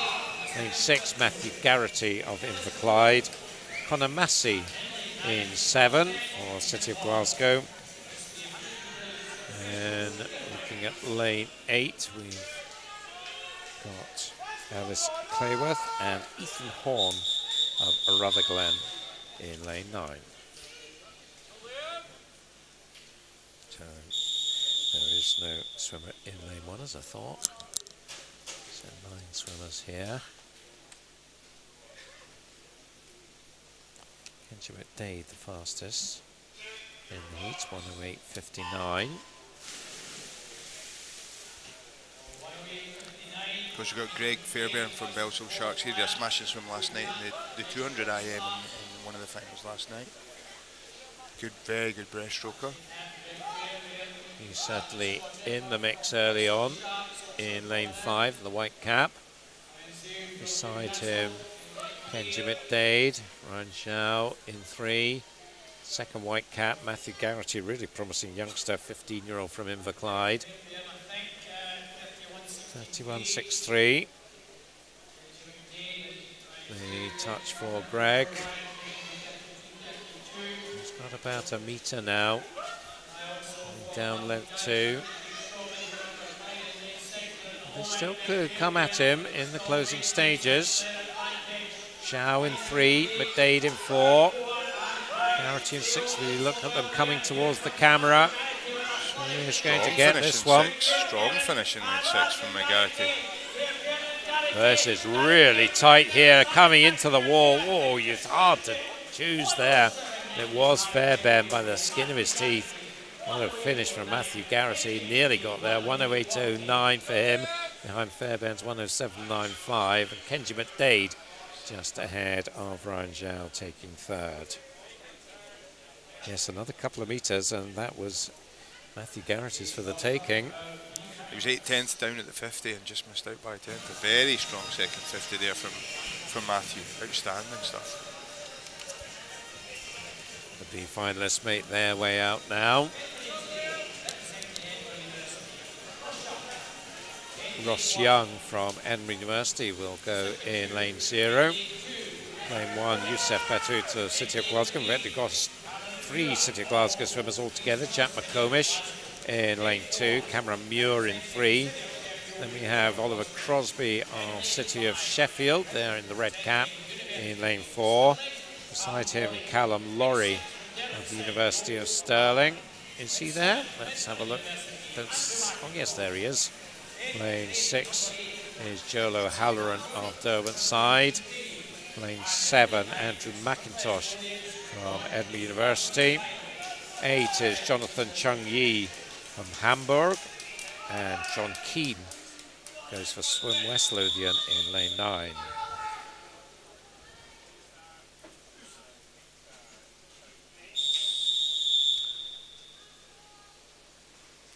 Oliver Crosby 105.56, Callum Laurie 105.58. Callum Laurie very much an IM specialist, so focusing on his breaststroke here. So he will be wanting to hone that breaststroke element of his IM. We'll see how he does here. Strong start and very good underwater, not lane 4 there, Oliver Crosby, and he's up and into the lead. Halloran up there in lane 6. Crosby in 4. Little to choose between them at the turn. Oliver Crosby just getting a touch by 300ths. 29.88. Plenty of other swimmers in the mix. The Glasgow contingent. Expect to see Callum Laurie with his 400 IM background figuring prominently on this second 50. He's going to have a stronger second half of the race. Andrew McIntosh as well. He's a 200 breast specialist, so expect him also to be strong in the second half, and he is coming through, is he? It's going to be between Laurie and McIntosh. Who gets it? Laurie does. 105.01. Andrew McIntosh just behind him, 105.27. O'Halloran 105.56, Crosby 105.65, Muir 105.83. So what's that? 5 swimmers within 8/10 of each other there at the top. There's confirmation of the Callum Laurie there, slightly slow off the blocks, wasn't he? And he has certainly had to play catch up in that one. Would that be a worry, or? I think it's something definitely you would want to work on. It's very important to be on the balls of your feet and really drive to the box and getting a quick reaction. And I think that you'll probably see that from his teammate Ross Murdoch here, who has a trademark quick reaction off the box. So that's George Clough coming in. We just saw Max Hagan go to lane 9 for the City of Glasgow. Shane Cook, Limerick in lane 8.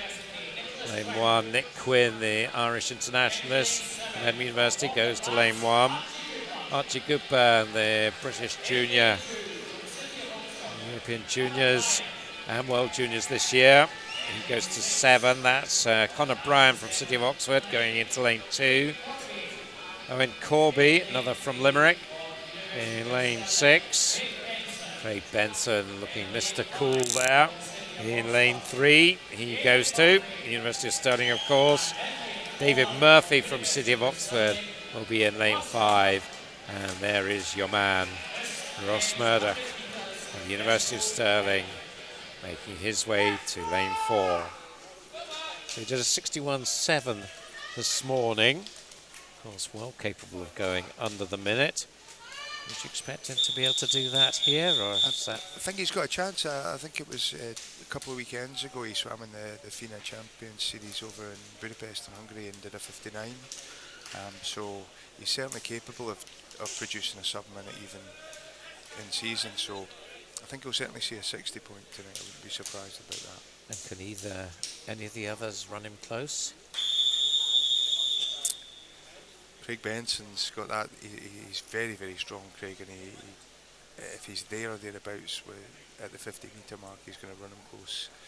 He closed down very strong at the end of the 50 last night, so I expect it to be a close one.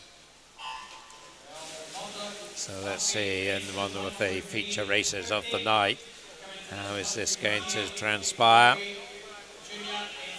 Very good starts all the way from lane 1 to lane 5. Maybe David Murphy, the pick of the bunch early on here in lane 5.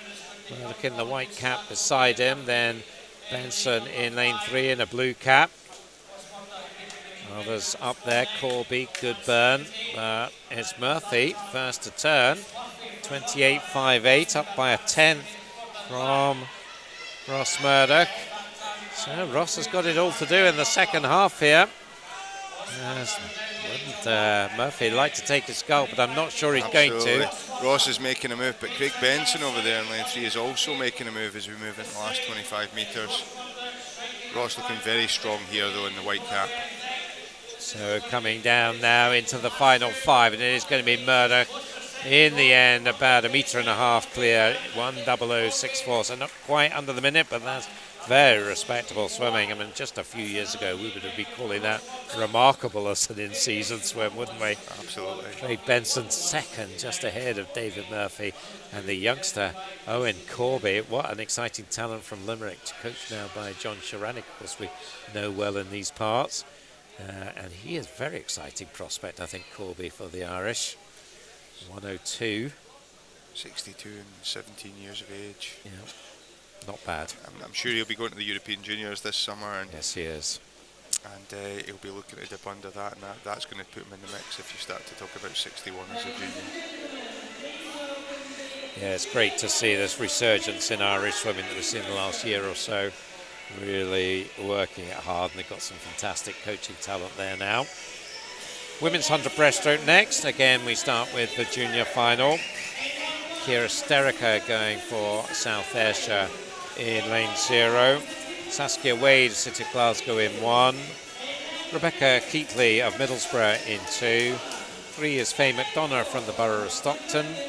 Lane 4, Eddie Riley from Heart of Midlothian.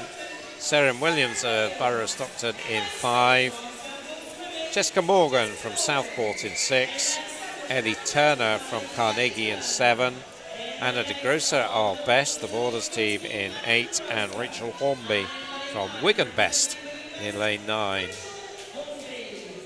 So Best versus Wigan Best in 8 and 9. Little subplot there. Who is best? But Andy Riley, youth squad member. Sarah Williams was just 200ths behind her in the heats. Faye McDonough also was very close. So was Rebecca Keatley. So was Jessica Morgan. So this could be another very tight affair. Andy Riley, possibly another one who you think more in 200 than the 100. Was Hearts trained by Phil Potter in Edinburgh. Definitely strong off the blocks in lane 6 there. Jessica Morgan, fast reaction, good underwater, and she's got up, and I think she's just into the early lead. Yeah, of course we've already seen her in that 400 IM, so she's not had much recovery time from that. She won the B final in that one. She had a very strong breaststroke leg in that race there, as you might expect if she's in this 100 breaststroke. 35.41 for her at the turn. Sarah Williams from Stockton is the one who's giving chase. Be interesting to see if she's been able to recover from that 400 IM in this second lap of the breaststroke, to see if she can hold off the people charging on her. So as they come down, it's really good, but lane 3, Faye McDonough now maybe has the edge, and the silver cap as we see them coming down towards the wall. It's going to be Faye taking it. Second place was Morgan, and in third place Sarah Williams. That's the 1, 2, 3. The battle of the best was won by Anna de Grosser. But, well, As Faye McDonough there, 1:15.35 to take that one. That possibly, I think, was the effects of that 400 IM. Absolutely. Just paying there in the second Although half. still, both girls over 2 seconds faster than their heat time, so making a nice step forward tonight in the final. B final then. Eve Thompson go in 0 for University of Stirling. Bridget Le Mesurier for East Lothian in 1. Lane 2 is Orla Adams, her second swim, also after a 400 IM. In lane 2, Victoria Dawson, Southport in 3. Elizanne Pinfold, City of Oxford in 4. Lucy Ross, East Kilbride in 5. Sophia Silla, City of Oxford in 6. 7 is Anne Hutchison from Edinburgh University. 8, Katie Mackenzie, City of Glasgow, and Aoife Marley of Witham Dolphins. Is she there in lane 9? I don't see a swimmer in lane 9, so no Aoife.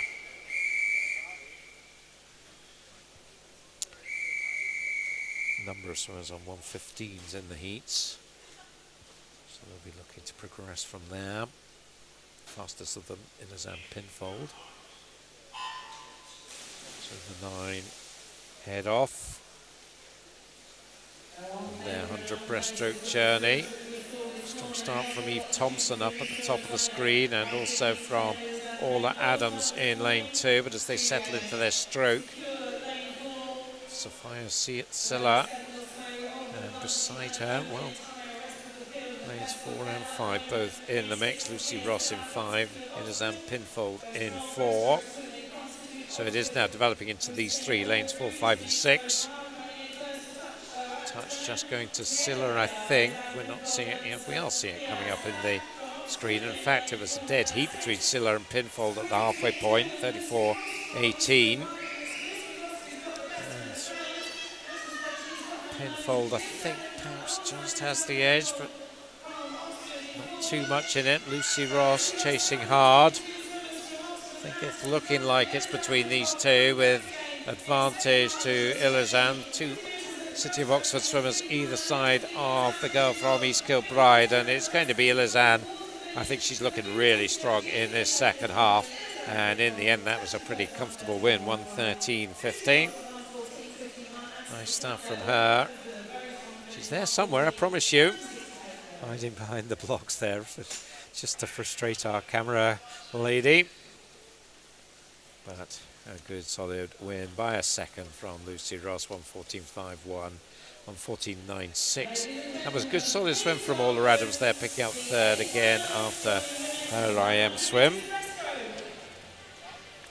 So we go to the senior final, and it's Amelie Anderson going to lane 9 for the Danish junior team.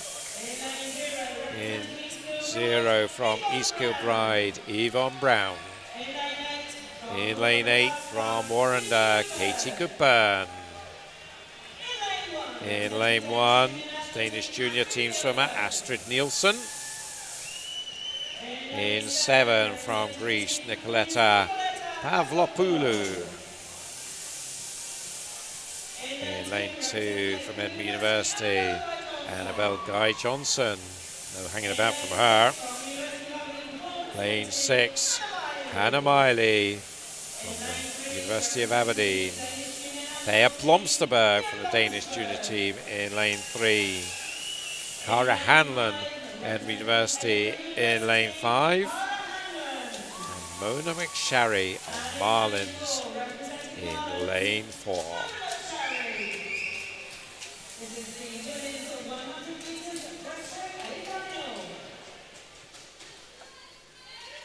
So we talked about Mona McSharry early on, 4th in the Youth Olympics last year. Was here in the Irish team in the European Championships semi-finalist. And, well, the Irish will be hoping for big things from Mona in the next few years. Cara Hanlon, Scott, now at Edinburgh University, down from the Western Isles a couple of years ago. And she might run Mona close, we'll see. She might beat her, of course. Great start, I mean, 4 there from Mona McSherry, distance and speed off the wall and straight up and into the lead. So is that about technique as you streamline into the water, or is it about power? Both, absolutely. You have to have the reaction to get off the block, you have to have the power to generate the speed coming off the block, but you have to have the technical and the power under the water for the underwater pull out, but you need the streamlining and the technical aspects to utilise that power and transfer it into the speed in the water. 32.58, they were dead level, McSherry and Hanlon at the turn, but coming out of the turn again, it was that technique off the wall there from McSherry, so it leaves Hanlon with it all to do. Coming back, but she's giving it a go here. Certainly McSherry had the advantages in the start and the turn, but well, she's not quite home and dry yet. Cara Hanlon pushing on, but I don't think she's going to catch McSherry. She's going to take this. Blomsterberg also up there pretty close, but it is McSherry taking the win, 109.27. And second place, Hanlon 109.76. Third place, Blomsterberg 110.01. So Mona McSherry there, 109.27, slower than her heat swim. So she'll be a bit disappointed about that, maybe. I think so. She was certainly technically very good in terms of the skills. The start and the turn were very strong, and that's where she won it. But maybe not as quite as fluid and quite on it in terms of the swimming aspect of the race than she was in the heats this morning. Yeah, you certainly felt, particularly in the first length, that Cara Hanlon was slightly faster through the water than her. Well, it's a win, and she'll no doubt learn from it as she prepares for her busy summer. So that's us done with breaststroke. We move to 200 butterfly now. First up, the junior men. Looks like we don't have a swimmer again in lane 0. Lane 1, Matthew Cairns of Durham. Lane 2, Ethan Brown of Arbroath St Thomas. 3 is Cares Fountain of Carlisle Aquatics. 4, Fraser Wilson of Warrender. 5 is Archie Minto from Skipton. Rory Young goes for Hearts in lane 6. George Rudd of City of Oxford in 7. Jacob Elwell in lane 8 for Borough of Stockton, or maybe he's not there. And we're just looking, panning across, and I think we do have a swimmer in 9, and that is Cam Jeffrey. So 2 empty lanes, seeing a few empty lanes in these junior finals. I don't know whether it's because of the shakeout between the morning and afternoon heats. People are a bit unsure as to whether they qualified or not, but shame that we've got some empty lanes here. But I'll get a shot there of our commentary crew there up at the top. There's the swimmers getting offered their refreshments to the venue commentary team. We're just slightly hidden by our screen, so that's probably as it should be. So 8 swimmers will go here. No Sinclair and no Elwell.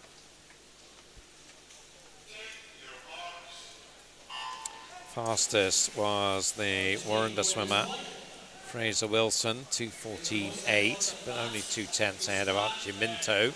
Very strong off the blocks there and on the underwater there. I mean, 4 Fraser from Warrender Bass Club with the red hat. The one thing you know you're always going to get with Fraser is 100% effort. He absolutely puts everything into, probably particularly his 200 fly, and certainly taking out very fast. He's slightly worried he's maybe taking out too fast. We'll see. Hopefully not. He's a pretty experienced swimmer, 17-year-old, so hopefully he knows what he's doing here. Kostas Kalitsis, coach at Warrender, has been very helpfully guiding us on our Greek pronunciations this weekend, so big thanks to Kostas for that. And he will be watching carefully his protege here. You notice Fraser here breathing 2 up, 1 down, which is just getting a little bit more oxygen in for him than some of the other swimmers that might be breathing every 2 strokes, and hopefully that's going to help him as he gets through the second half of this race. It's about a 33.5 there for his second 50. He's got a couple of seconds in hand. Kes Fountain in lane 3 and lane 6 Rory Young. But it doesn't look like anyone is going to get close to Fraser here. He knows what he's doing here. That was a 34, just under, so pretty consistent pacing and certainly looking to get under the 210 here.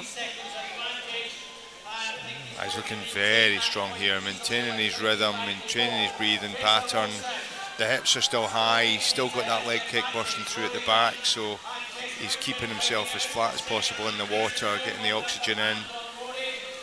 So Fraser then coming underneath the flags. Coming to this meet on a 210, just outside that, 2:11.76. 3 seconds faster than he was in the heats this morning. I think he'll be pretty happy with that. Kes Fountain taking second, 2:14.39, and Rory Young third, 2:15.85.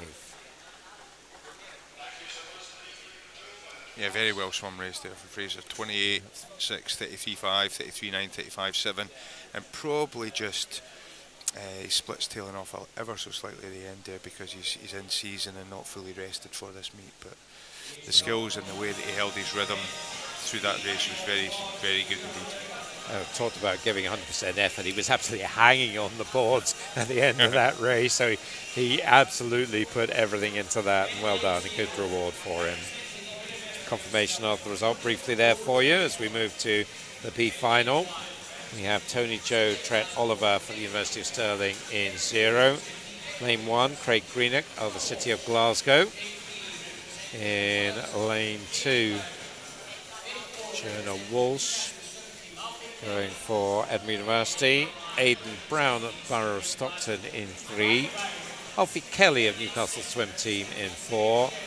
5 is Ryan Brown of the City of Glasgow. 6, Cole Hewitt, City of Sheffield. Felix Gifford goes for the University of Stirling in 7. Samuel Naylor of Newcastle in 8. And in lane 9, Maximilian Bolcato of the City of Oxford. Perhaps the surprise here, Ryan Brown in the B final. I think he'd be pretty disappointed not to be in the next race, but he has to make the most now of the second swim that he's got, going in lane 5 behind Alfie Kelly by about 6/10. So he's in that blue City of Glasgow cap in lane 5. Alfie in the black cap and Newcastle in 4. Newcastle Swim Team coming quite a resurgence in the last few years. Some really excellent swimmers going for them. Emily Large, of course, and Nick Pyle comes to mind straight away. I think Ryan will be looking to move things forward from the heats. Of course, he went to the European Junior Championships for the tuna fly a couple of years ago in this event. So 210's well below what he's capable of, albeit that this is in season.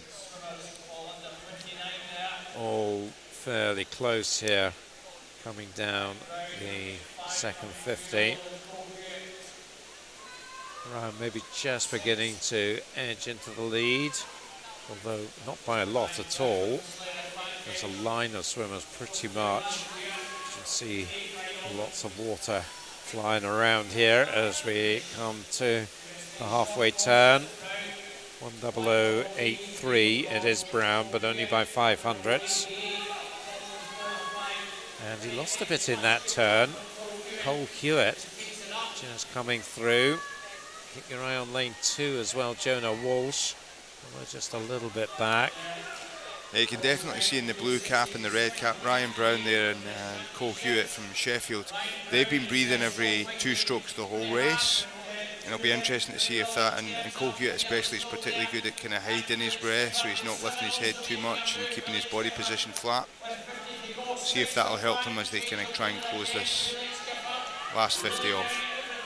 Well, making the big move as they went through that turn was Felix Gifford and also Jonah Walsh, so it's a Stirling Edinburgh University battle at the moment. It looks like the other 3 in the centre lanes are playing catch up now, but it's Gifford. The Shetland have been based in Stirling for the last few years. And it looks like, is he going to hold on? I'm not sure. Jonah Walsh is right there with him, and Jonah Walsh gets it. 2:07.51. No time has come up for Felix Gifford. It certainly looked like Walsh got it, but just do need to wait for confirmation of that. As for some reason, the pad not giving us a time in Felix's lane. But now it has 2:08.04, so confirms him in second spot behind Jonah Walsh. A good race there, but didn't quite work out perhaps the way we thought it might. But good solid performance from Jonah. On to the A final, here they come. In lane 9, Harry Lewis Mitchell of Edinburgh University. Into lane 0, City of Sheffield's Ruben Visda. Lane 8, we have Warrender's Jamie McDonald. From Aalborg, going into lane 1, Nicholas Blanche. In 7, from the City of Sheffield, Jack Toe. In 2, from Edinburgh University, Harley Beach. Into lane 6 goes Tom Downs from the City of Sheffield. Mark Elric make his way to lane 3, representing City of Glasgow. Greek swimmer Nikos Tarnos goes into 5, and on his second swim of the night after that win in the 400 IM, City of Sheffield's Richard Nagy goes into lane 4. So he's had a while, I'm just looking at the watch, 6:25 now, so he's had an hour or so to recover. That should be plenty of time. Yeah, well, it does depend. I'm sure he's had a chance to go and have a swim down and have a bit of a, get his feet up and maybe have a quick bite or something, certainly some fluid. But he looked very dominant in that 400 IM. He was particularly strong in the fly leg, so it's going to be interesting to see if anyone can stick with him down the first half of this race or challenge him on the back half. And Tarnas came in with a 2:00, same as Nagy in the entries to this competition, so he could push him in lane 5. Nagy in 4 in the red cap, Tarnas in the white cap in lane 5. Good start in lane 1. Nicholas Blanche of Aalborg. But you would think it'll be the centre lanes that will dominate as this race progresses. Tom Downs in the black cap in 6, Mark Elric in the blue in lane 3, but well, it's the Greek swimmer first to the wall at the 50. Nikos and Tarnos, 27.41. Nagy on his shoulder, Elric on his shoulder. So that's the 3. Nagy now just about on terms from Tarnos. Elric just a little bit back, approaching halfway. It's going to be, I think, Nagy taking the touch at the halfway mark. It is 58.38. And 30 point is split. He's around 6/10 faster than he was in the heat at the halfway stage. Tarnos is still there with him, though. I thought at this stage maybe Nagy would push on, but it's actually, if anything, it's Tarnos who is... I think it's now if we're going to see if there's any residual fatigue from that 400 IM as we go into this last 50, or if the Greek swimmer can put Richard Nagy from Sheffield under pressure. Although a superb turn from Richard Nagy there to try and claw back the ground he lost on the back half of that third 50. Tarnas still looks very strong though. Nagy has it all to do in this last 20 metres. There's about half a metre between them as they go past the 15 metre markers, and it is looking like the Greek swimmer is going to prevent a double from Nagy. He is coming in and takes the win, 2:00.83, so another excellent Greek win there, and that is a new meet record as well for Nikos and Tarnos. 2:00.83.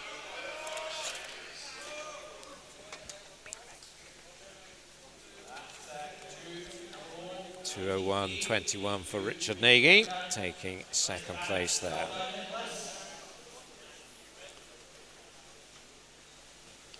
I just think that ever so slightly you could see a little bit of fatigue lying over from that 400 IM there. Although he had the quality skills around that final turn, and you'd expected him under normal circumstances to put Nicholas Natanos under pressure there, and he just wasn't able to kind of, I guess, get the stroke rate up a little bit and bring the legs in a bit stronger to put him under pressure in that last 15-20 metres there. So we have 200 butterfly now. That's the junior final. Up to the blocks. Morven Lister goes in 0 for Carnegie. 1 is Adele McDade of Hearts. 2, Sala Bernholt of Barnet Copthall. 3 is Laura Frizzell of Best. In 4, Leonie Young of Billingham. In lane 5, it's Rachel Hornby of Wigan Best. Lane 6, Amy Ash of East Kilbride. Chloe Barron in 7 for Midlothian. Rosie Smith of Morpeth in lane 8. No swimmer in lane 9.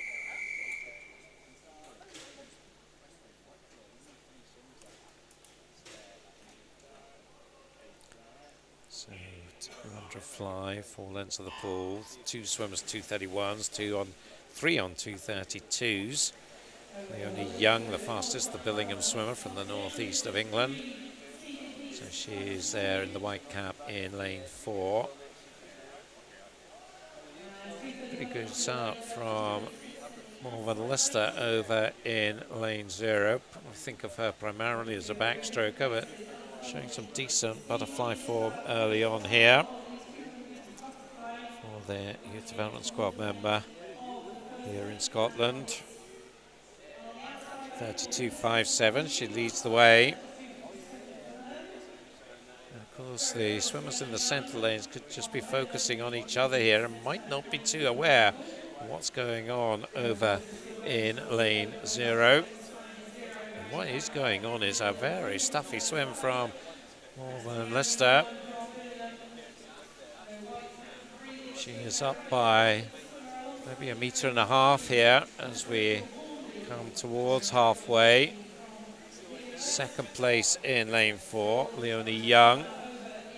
109.91 for Morven, 110.62 for Leonie. Rachel Hornby, 110.84. That's your top 3. Get a lovely view of them there as you see the ones in the centre lanes, and just where Morven is up at the top of your screen. Still holding the advantage, or they're coming under a bit of pressure now, I think, from Leonie Young. Leonie, 15-year-old, Morven's 16-year-old. And it looks like now Leonie just showing the strength in this third 50 has moved through, and Morven maybe just fading a little bit now, perhaps suffering from going out too fast, as there's now very much a contest between Leonie Young in 4 and Rachel Hornby in lane 5. Billingham versus Wigan Best, and it looks like it's going to be Leonie Young bringing this one in. Morven Lister will be looking to hold on to third place in lane 0, as we see there the white cap of our leader, Leonie Young. She is around 3 meters clear now, so in the end a pretty comprehensive win for her. Did it with a strong second half, 2:26.60. Takes the win, was a 2:31 in the heat, so nice 5-second progression for her.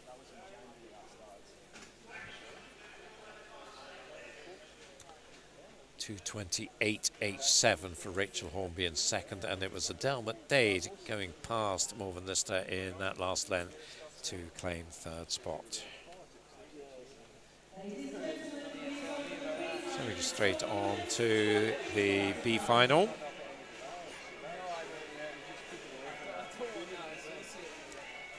So in lane 0 from Warrender is Millie Milne. In lane 1 from City of Glasgow, Emma Scully. In lane 2, Dorothy Goodgame of City of Oxford. In lane 3, Lauren Chalmers of Ren 96. In 4, Joe Hobsley of Barnet Copthall. In 5, Serena Iguarum from City of Glasgow. Catherine Bailey goes in lane 6 for Perth City. Naomi Shevilles in lane 7 for Chesterley Street. In 8, Leonie Jones of Borough of Stockton. And in lane 9, Anna O'Brien from Newcastle Swim Team. So that is the lineup.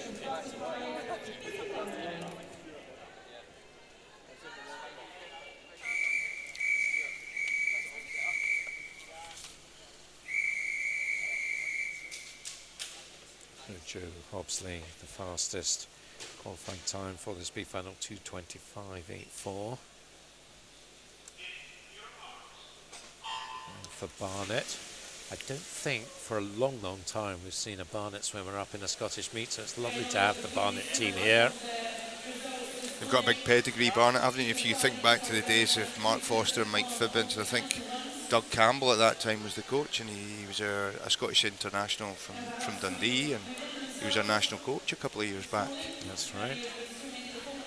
Catherine Bailey, who had a really good heat swim, I think that was this afternoon, has just got the edge there for Perth in lane 6. In fact, no, it's Joe Hobsley getting the touch there, 31.46. It certainly looked like Catherine coming out of the turn in the lead. And just the Barnet swimmer in that distinctive yellow cap challenging in between those two, Serena Iguaram from City of Glasgow. So it's looking like it's developing into a three-way battle. So we see Serena there working her way down towards halfway. Catherine this time is credited with first place at the halfway mark, 1:07.80. And good turn skills from her in that turn into the third length.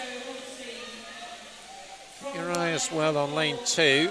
Dorothy Goodgame from City of Oxford. She's not out of the fight here.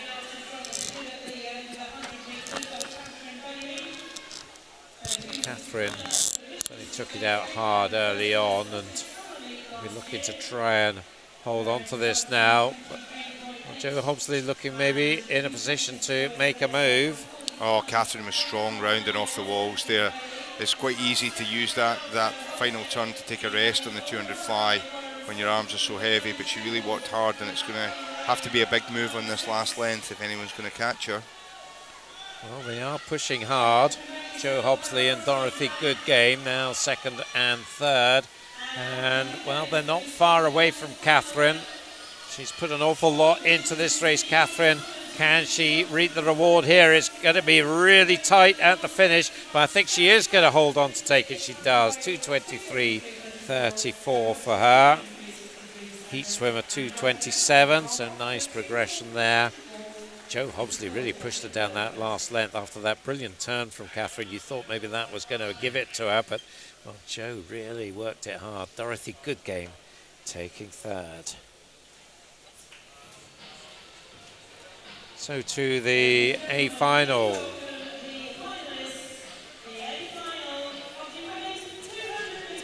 The light show comes on, and we await the swimmer for lane 9, Sophie Murray of Barnet Copthall.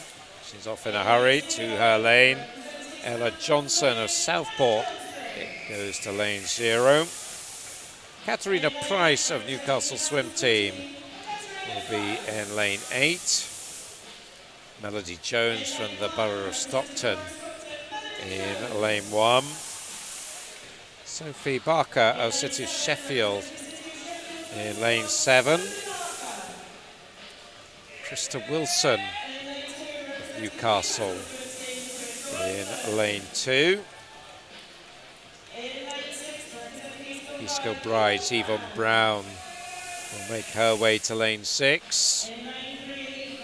Faye Rogers, Borough of Stockton in lane 3. Amber Keegan will go to lane 5, City of Sheffield. And Kiana McInnes from the University of Stirling will go to lane 4. Nice little grin from Kiana as she makes her way to her block. Really strong northeast of England presence in this one. Stockton, Newcastle, Sheffield, all there. But it's the Stirling girl from Heart of Midlothian pedigree, Kiana McInnes. Gives you a good fancy for this one. Member of the Scottish Commonwealth Games team, of course. She's going to be the one to beat here, third in the 2017 World Junior Championships in this event, and then, as you said, went to the Commonwealth Games in 2018.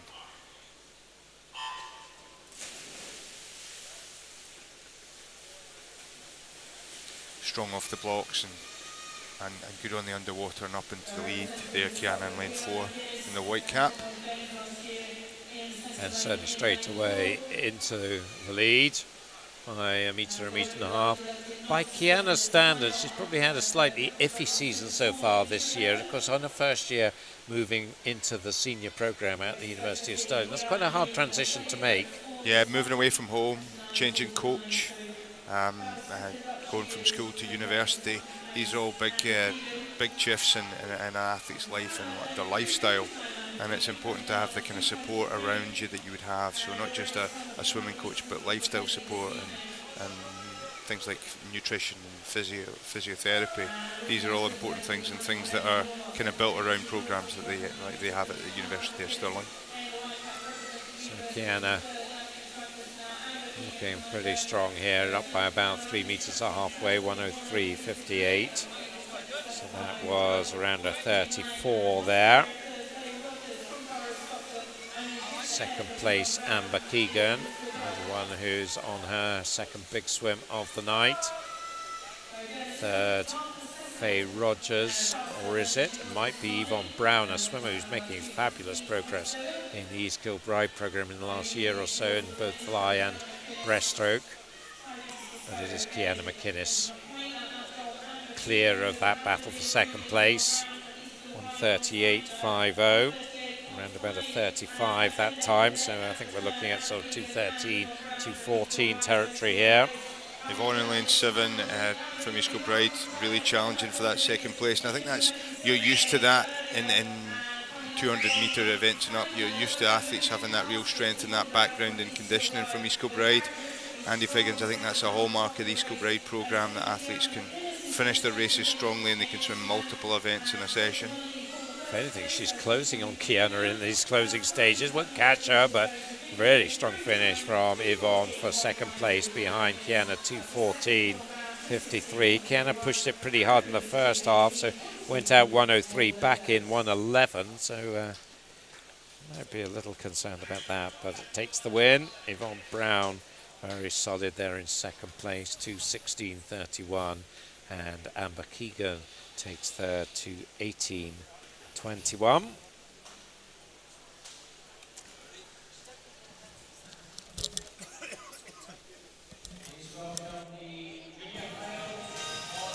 So we go to freestyle now, 200. Junior final, of course, up first. Got Greg Fairbairn from Bellshill up again. Yes. Although do I see him there? I'm not sure I do. We've got Lewis Maxwell. Yes, I think that is Greg in a blue cap this time. Dover side's Lewis Maxwell. Cockermouth Pierce Greening. Greg Fairbairn, there he is in the white cap.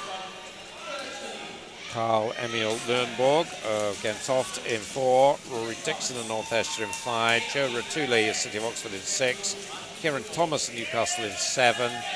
8 is a late replacement, City of Sheffield's Matthew Woodhall, and lane 9, Stefan Kravis of East Lothian.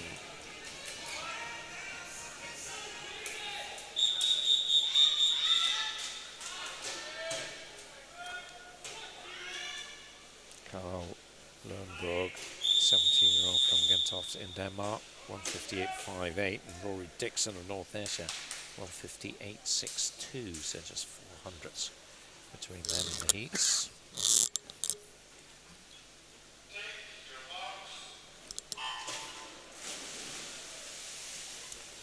And away they go. Lernborg, fastest qualifier. Not the best start though. Yeah, good strong start and good use of the underwater in lane 5 there, Rory Dixon from North Ayrshire. So he is going to lead this over 50. Not getting splits up at the moment, but see it now, 27.52. But moving into his stride now is Lernborg. So the two white caps there. In the centre lanes, but plenty of competition here. Down on the right hand side of your screen, Thomas, Woodhall and Kravis all fairly close. Two swimmers in the 57s. Lernborg now in the lead, 57.68, Dixon 57.89. And Lernborg now has opened up a bit of a gap. Kieran Thomas in third place in the black cap, lane 7. Dixon will be looking to try and stay in touch, but well, he's now under pressure from Kieran Thomas. Lundberg looking strong there, held it strong off the walls, and he's bringing in his legs. He's looking to increase the stroke rate, and Rory Dixon's just trying to hang with him, stay on his hips, see if he can mount a challenge here. So you see them coming down towards the pool, and well, keep your eye on Thomas in lane 7. He's just a little bit back, but it's going to be Lundborg taking it. So just waiting to see the times coming up. Now we get them. Whoa, that's showing that Kieran Thomas won it, but I think that time, yes, has been changed by Lundborg. For a moment, that was a very odd time that appeared for him, but it's been sorted. 1:58.31 for the Dane to take the win. 1:58.64 for Kieran Thomas, and Rory Dixon third, 1:58.77. There is confirmation of the result for you. On to the B final. Out they come. Declan Hall goes to lane 0, representing Wigan Best. Daniel Whiffin in lane 1 from Lisbon City. Rasmus Nicholson for the Danish junior team is in lane 2. 3 is Kyle Boyek from the University of Stirling. Lane 4, Ross Leslie, Edinburgh University, with his teammate Aude Hasuna in lane 5. Liam McLaughlin of Warrender in lane 6. Lane 7 is Scott Gibson, Edinburgh University, better known as a backstroker perhaps. Sonny Kennedy of Warrender in lane 8 and 9. Edinburgh University's Jack Watson. So that is the lineup for the speed final. The times from the heats 1:56 to 1:58. Strong Edinburgh University presence in this race. Programme headed up by Chris Jones and Matt Trodden and Ross Douglas over in Edinburgh.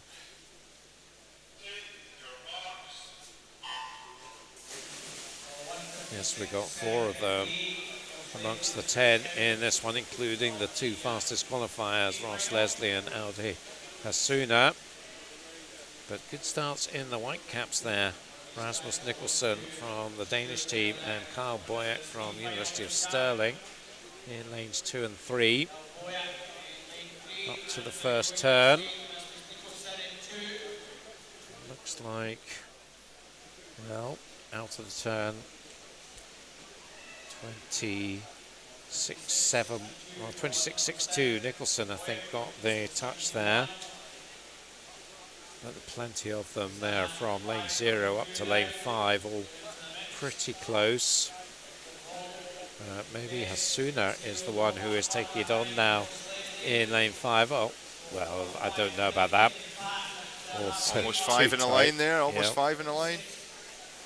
Touch going to Nicholson, in fact, 56.19. And certainly those swimmers up at the top of your screen, Nicholson and Whiffin in particular, but it does look like Hasuna is pushing on now in lane 5. He's qualified to swim for Libya, so he'd be hoping to get international honours for them. He's certainly increased his stroke rate down that third length and brought in the legs a little bit more. Very strong off the wall there.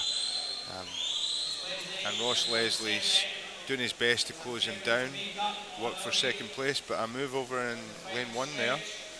Yep, Daniel Whiffin. But they're all playing catch up on Audi Hasuna. Can they make an impact on his lead? They are closing it down here, and particularly Whiffin in lane 1. He might just nick this one. It's going to be tight. Oh, it was, I think, Daniel Whiffin taking it. Time's just struggling to come up on our scoreboard at the moment. Just 1 or 2 network problems we've had today. And, well,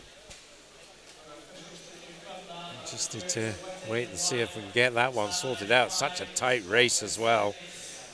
But, up into the last 15-20 metres, it looked like Auda Hasuna had that wrapped up, but they just closed right down. I think his arms got a bit heavy.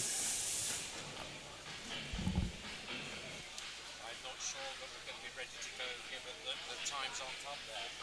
So I think you need to just pause. Who's got the radio? Still waiting to get confirmation of that result there, but Daniel Whitten certainly looked like he got his hand on the wheel first there. A very strong finish for him. Got his head down in the last 3-4 metres. And Auda Hasuna, who looked very strong for 175, 180 metres, just faded ever so slightly in the last 10 metres. Yes, so I think I'm maybe going to have a little bit of a delay here while we get that sorted out. We're still not seeing times coming up on our scoreboard here in the commentary box. And we did have a few problems earlier on. That's when they'll appear for the A final, but I'm not sure we're ready to go with that yet. We do have a result now, though, and it was Daniel Whiffin, 155.49. Hasuna, 155.75, and Scott Gibson coming in to take third, just ahead of Kyle Boyk. I don't think I mentioned Scott Gibson at all in commentary, so he must have had a storming final 50. Of course, I think we'll be expecting to see him back later this evening in the 50 backstroke final. He's a very strong 50 backstroker. So here come the A finalists going into lane 9 for City of Glasgow, Martin McInnes. Harley Beach for Edinburgh University into 0. Oscar Lindholm for the Danish junior team in lane 8. Arthur Ellegaard, also from the Danish junior team, will make his way to lane 1. Elliot Clogg of the City of Sheffield goes to lane 7. He gets a big cheer from his teammates. Marcus Kjeldsen of Silkeborg goes into lane 2. Christopher Anderson from the Danish junior team will be in lane 6. Panagiotis Bolanos goes to lane 3 for Greece. Perth City's Stephen Milne into lane 5, and Bangor's Jack McMillan to lane 4. It's brilliant to see Stephen Milne here. It's absolutely brilliant. And I think it's easy to lose sight of just how successful a swimmer that he's been over the years. We were lucky to have people like Hannah Miley and Duncan Scott and Ross Murdoch, but you're talking about someone who's won 2 gold medals at the World Championships and European champion, and 2 medals at the 2 Commonwealth Games, 3 medals over 2 Commonwealth Games, and an Olympic silver medal. I mean, he's one of our most successful athletes ever, and outstanding that he's supporting this event and coming along to race here. Yes, a pretty loaded trophy cabinet for Stephen Milne. He's not the fastest qualifier here. That's Jack McMillan of Bangor in lane 4, 151.98. His entry time against 152.15. So we'll see whether Stephen Milne can push out. Certainly a fast start from McMillan. Very good off the blocks and strong on the underwater, and he's taken that into the first 50 and used that speed to get out, and he's very strong down there, 24.9. 24.90. Milne just tracking him now. Of course, if we're going to see Stephen Figure, he's got that background. In the past, he's raced 800 and 1500 metres events internationally, made 400 metre final at Commonwealth Games, things like that. So you may see him start to make a move on the second half of this race. But Jack McMillan's looking very strong indeed here. 52.59. Balanos in second and Milne in third at the moment. So Stephen's certainly going to have to use that back end to bring this one back. I'm not sure he's going to be able to do that. Jack McMillan looking really strong. He actually came into this meet with a faster entry time than Stephen. Second in the Irish Championships last month. I think will have earned his place onto the Irish World Championship team with that. 1:20.28.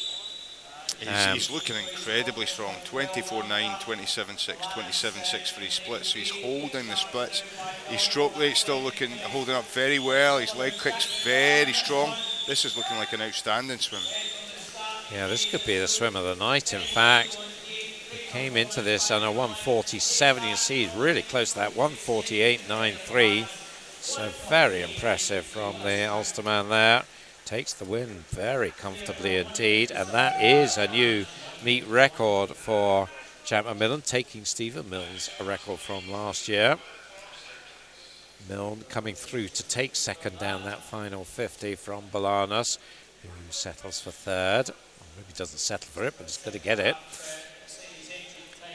And you saw Stephen's strength over the back half of that race, because he finished just under 2 seconds behind Jack there, but that was pretty much all in the first 100. He was the best part of 2 seconds down at the 100 metre turn, and so I guess later in the season when he's rested he'll be looking to get a bit of front end speed to put onto that strength that he's got in the back half of his race. So we'll look out for that one with interest. Women's 200 freestyle is next up.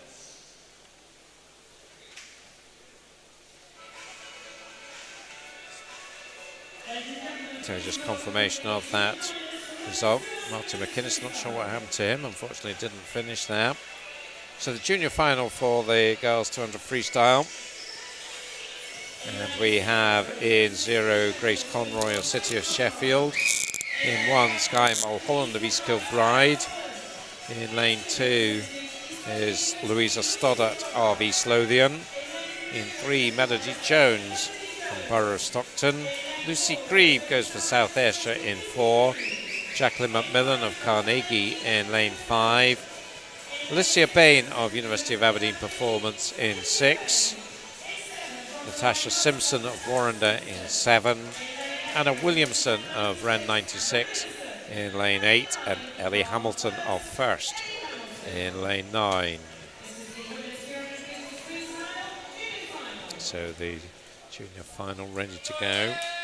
We had 4 swimmers on 2:11s in the heats, headed by Lucy Grieve, South Ayrshire swimmer, butterfly specialist Lucy. What can she do here in freestyle? New squad member. Coming into this meet on a 2:09, so if she can progress by a couple of seconds from a heat swim, she certainly could match that. Outstanding start from her there, really strong off the blocks and underwater.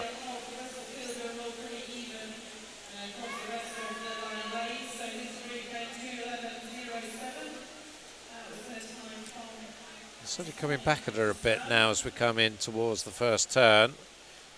And it is Alicia Bain just touching first, 29.75. And she got good skills there through that turn. Opened up a bit of a gap. Up at the top, you can see Louisa Stoddart and in 0 Grace Conroy, keeping themselves interested in the front end of this race. Coming up towards halfway then. It is still Bain, but Grace Conroy not far away from her. Louisa Stoddart as well. 1:03.48. 1:02.65 for Alicia Bain, in fact. But Grace Conroy up at the top of your screen. They're very much in the mix here. As are, it has to be said, about 6 other swimmers. So it does look like They're topped and tailed by Bain in 6 and Conroy in 0. And it looks like Alicia Bain now is just moving away, and here start to come the ones in the centre lanes. Macmillan in 5 and Grieve in 4. Lucy Grieve looked like she made a move in and out that turn there, really strong off the wall. And can she come back? Half a length to go on Alicia Bain. There is the action going on in the centre lanes, but does look like Bain is going to hold on to this one, or does she? No, I'm not sure. It looks like, yeah, Lucy Grieve coming through. She was quite a long way back there with half a length to go, but then suddenly she found a completely different gear, it was seemed like there. Most definitely just upped her stroke rate, got the turnover up and really drove hard into the wall, got her head down for the last couple of strokes and got her hand on the wall first there. Yeah, very nice stuff. 2:09.24 she came into this meeting, so matching that in unrested time. That is a good performance from her. Alicia Bain second and Jacqueline Macmillan taking third. B-final now. Jess Smith goes to 0 for Wigan Best. In 1, Izzy Winter of Newcastle. In lane 2, Alice Thickett from the city of Sheffield. In lane 3, Tara Hayworth of Edinburgh University. Meg Finnan goes in lane 4 for University of Stirling. Camilla Otterson of Aalborg in lane 5. Mari Swanson from University of Aberdeen Performance in 6. Gro Grinda Rasmussen goes in lane 7 for the Danish junior team. Olivia Mason of Warrenburg in 8, and Ellis Shields of Mulgai and Bearsden in lane 9. So this is the B final. A couple of 208s and 3 209s in the heats. Meg Finnan, distance specialist, formerly of the East Kilbride parish, via America, and now representing University of Stirling here.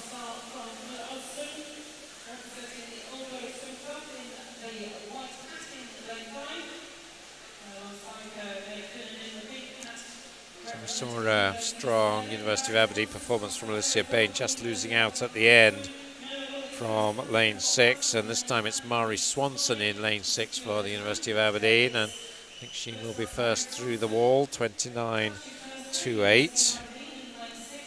Formerly from Warrender, made the move up to the Aberdeen University last autumn. Tara Hayworth from Edinburgh University, the most experienced, well, other than Meg Finnan perhaps, of this group. Perhaps, as you said, with Meg Finnan being a distance specialist, maybe expect to see her make a move on the second half, come through on the second half of this race. More likely to swim an even-paced race than perhaps some of the others that are more 200 specialists. Tara Hayworth has made her move through that turn, and suddenly she is a body length up on the field. See if anybody can make a move on her. Rasmussen going nicely in lane 7 is certainly making progress on Mari Swanson beside her, and Meg Finnan in that group as well. And up at the top of your screen, Winter and Thickett as well. But, well, Hayworth is the one you would think who has got this. It's been a dominant performance from her. She opened up a lead on the first 50, and she's kind of controlled the race from then on. But Meg Finnan and Rasmussen are having a tussle here for second and third. Let's see if they can get close to Tara Hayworth. I don't think they can. Meg Finnan is edging into second place, although it's close there. But it is going to be Tara Hayworth taking the win, 2:07.17. Really tight there. Rasmussen taking second, 2:08.11. Otterson 2:08.28 and Finnan 2:08.37. Only fourth in the end. Very strong finish there in lane 5 from Camilla Otterson. got her head down in those last 5 metres and just edged past Meg Finnan to claim third place. So to the A final now. And first out will be Edinburgh University's Sophie Lewis-Ward. She'll make her way to lane 9. Katie Shanahan, another swim for her, goes to 0 for the City of Glasgow. Sophie Petterson of the Danish junior team goes to lane 8. Lane 1 will be Kate Clifton from the City of Sheffield. Second Danish swimmer Elizabeth Eberson coming to go off to lane 7. City of Glasgow's Emily Horn next out. She will swim in lane 2. It's the one and only Hannah Miley coming out to swim in lane 6. Catherine Greenslade will go to lane 3, representing Edinburgh University. Our colleague Lucy Hope will go to lane 5. And the fastest qualifier from Aalborg, Katrine Buch-Villesen.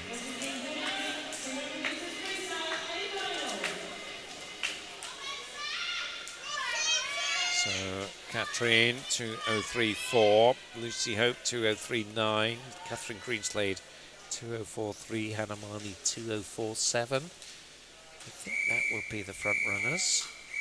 You've got to think that Catherine Greenslade's the one to beat here. Last summer she got a gold medal in the 4x200 at European Championships for the GB women's team. And if any of these girls, they're thinking, if I can beat her, I think I'm going to win this one.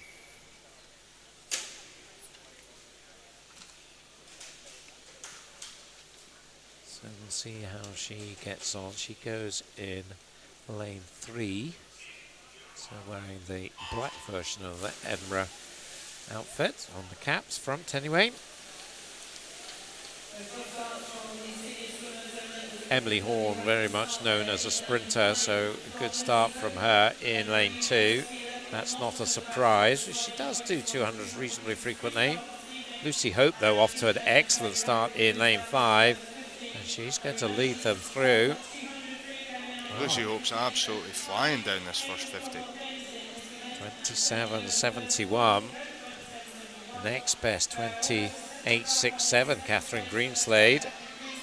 So over a second up here. Greenslade there, you can see in the black cap in lane 3. Then the 2 white caps of Villesen and Miley. But at the moment it's the Edinburgh duo, Hope and Greenslade. And Catherine Greenslade maybe gradually clawing back that fast start from Lucy Hope. 58.45 against 58.67. Well, it's probably Lucy does have the sprint credentials more than Catherine does, and Catherine, well, she progresses through to a 400 as well, doesn't she? But at the moment, it's still very much Lucy Hope who's pushing it. Off. Thought maybe in the second half it would turn around, but that's not happening at the moment. Lucy Hope for her second win this weekend, 1:29.43. She leads by 8/10 over Greenslade. Then it's a battle between Hannah Miley and Catherine Villesen for third place. But it's going to be an Edinburgh 1-2, and it's going to be Lucy Hope. So you say, well, if I can beat Catherine Greenslade, then what was the quote? If I can beat her, then I can win the race, and that's very much the way it's panned out. That's a great second half from Lucy Hope there. 2:00.72 is the time, and well, she'll be pretty happy with that, I would think. Really solid in-season race from her there, so close to 2 minutes. Greenslade 2:01.65, and it was Villesen winning that battle against Hannah Miley for third spot, 2:02.48 for the Dane. That was a good race, enjoyed that one. Great in-season swims from the Edinburgh University swimmers there. It's got to be pleasing to Chris and Matt over there, the coaches. But it was very interesting the way that Lucy swam a race there. Out very strong, 27.7, but then held on her splits quite well, 30.7, 31.0, 31.3 and didn't panic at the 100-metre mark when Catherine closed her right down to only 0.2 and actually opened it up again on that third. That third 50 was the one where she opened her lead back up to 0.8 and then held it on the last lane. So yes, very well paced swim. Yes, I must admit, when they turned at the 100, I thought, well, this is where it all turns round and Greenslade's going to come through. But Lucy Hope was not having it at all. So excellent stuff there. We focus now on the other end of the pool. We move to our 50s, which we finish off this session with. The backstroke it is tonight, and it'll be men up first, followed by women. There they are, just waiting for the cue for them to come on. All looking, well, various varieties of chilled and not so chilled. I think it's probably the fairest description of what we're seeing there. I'm perhaps wondering why there is a pause in proceedings more than anything else. I think they'd be liking to get on with it. This just pacing from one foot to the other, just keeping them just nice and relaxed, and the muscles all toned and ready to go. So obviously we've got some little hold up here. I'm not quite sure what the issue is. We'll be underway with the backstroke very shortly. This gives us a little bit of time to catch breath in what's happened so far tonight. What have been your highlights so far, Andy? I thought that 800 freestyle, that very well paced 8:56 from Calliope Arutsu from Greece there, 4:28. She swam that really well, controlled the race really well, and really opened up on the second half. And then we had that very impressive 400 from Richard Nagy, 400 IM, where he broke the meet record. So I was very impressed by those races. And then Amy Wilmot, that was a treat for the crowd, I would say, getting to see the Commonwealth champion in action in the pool tonight. Yep. Well, I think we are now ready to go. The swimmers making their way to the blocks. And at the back of that lineup, going into zero, Ruben Visda of City of Sheffield. Next to him, Ethan Jones of Winsford. Into Joe Ratuli of City of Oxford. 3 is Matthew Cairns of Durham City. In lane 4, Rowan Greening of Cockermouth. Lane 5, Fraser Wilson of Warrender. Lane 6, Jack Munsey of Perth City. Aaron Beckford for Derwentsside in 7. Aidan Brown, Borough Stockton in 8. And Louis Lawler, the S14 para swimmer, goes in lane 9.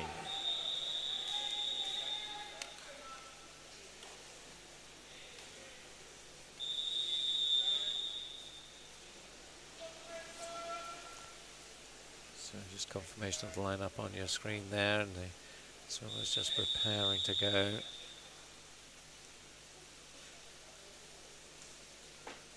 All these swimmers on 28s in the heats.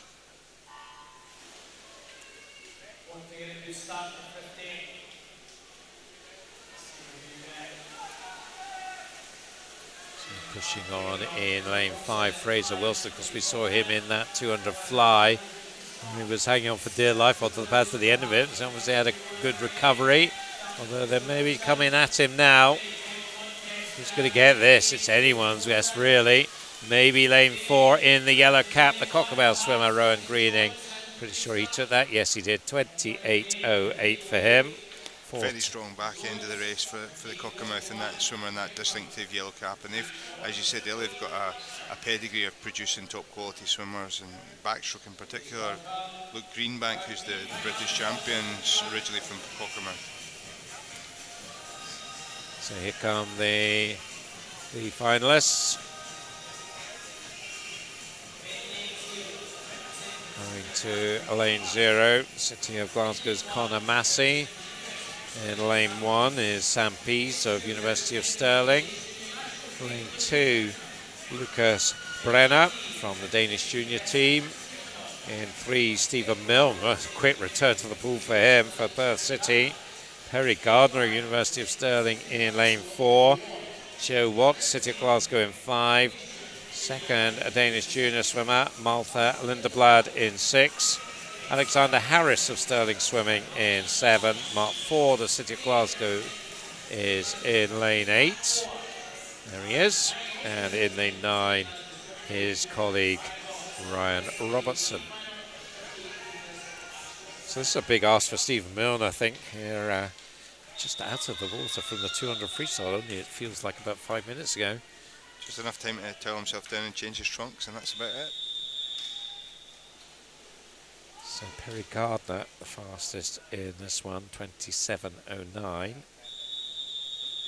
Just a hundredth away from a tie. There was a tie for 10th place, in fact, in the A final. 2 of them got in 27.08, so very unlucky to miss out on the A final. So let's see what he can do in the B. Well, great skills from the junior swimmer Mark Ford in lane 9 off the wall. But Gardner getting into his stroke now in lane 4.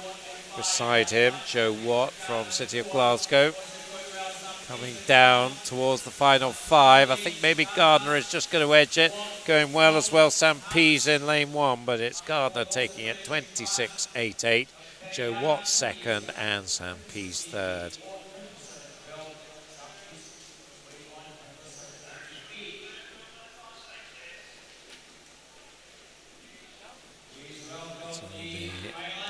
A finalist, last piece of male action in the night. Coming up to lane 9, Charlie Brown of City of Sheffield. Grant Henderson of City of Glasgow makes his way to 8. Nicholas Pedersen from the Danish junior team goes to lane 7. Scott Gibson, another one quickly back into the water. Goes for Edinburgh University in 6. Evangelos Makrichianis of Greece eases his way to lane 5. Oh, that's him there, I think, in the white there. Yep, he's off. His teammate Georgios Spanoudakis, making sure his teammate came there. That was good sportsmanship from him. Craig McNally, the bearded Craig McNally for University of Stirling in lane 3. Rami Ghaziri of Jazeera goes in lane 2. Panagiotis Balanos of Greece in lane 1, so strong Greek presence here. And Scott McClay, is he there? Doesn't look like he is. In lane 0, just looking to see if Scott is there.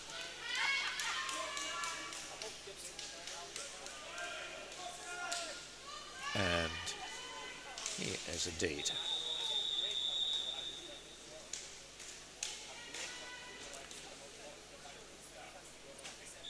So 26.09, Spanoudakis, the fastest entry time here, represented Greece in the European Championships here in August. Didn't make it to the semis, wasn't too far away.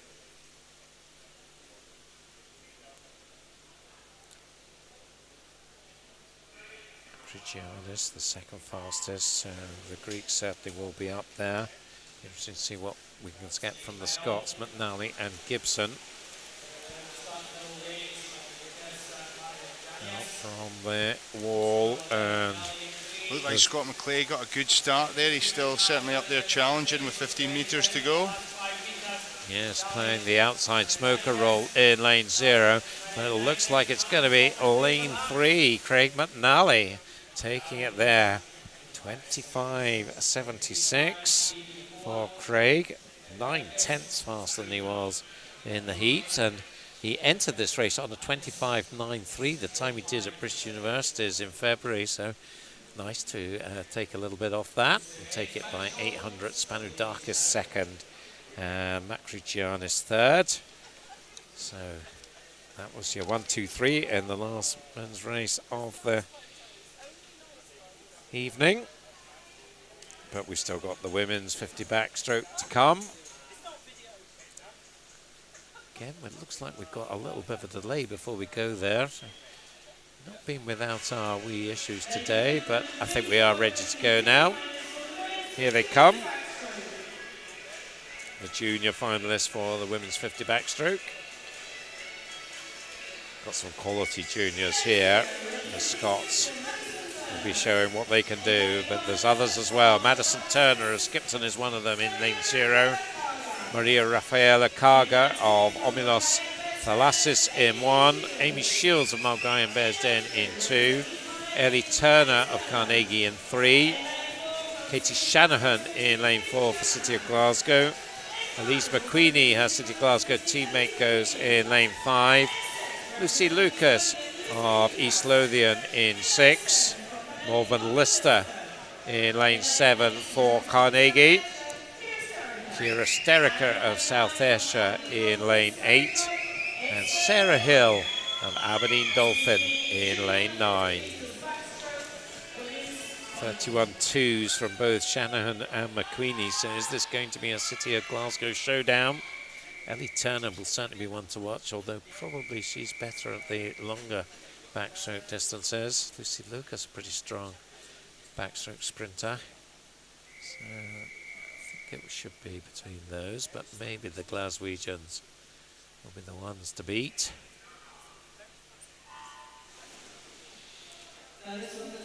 So you see Andy looking very closely at what they're doing off the wall there. What did you see? Good start in lane 2 from Amy Shields there. I think Katie Shannon was ever so slightly slow away, but very strong under the water and up into the stroke. So it looks like it's going to be between those two. Sarah Hill having a pretty good swim in lane 9 at the bottom of your screen, but she's not quite up with the leaders, and it is going to be Shanahan coming through to take the win. Turner, I think, getting second, although no time coming up for her on the scoreboard that we could see. 30.40 we're seeing for Katie Shanahan.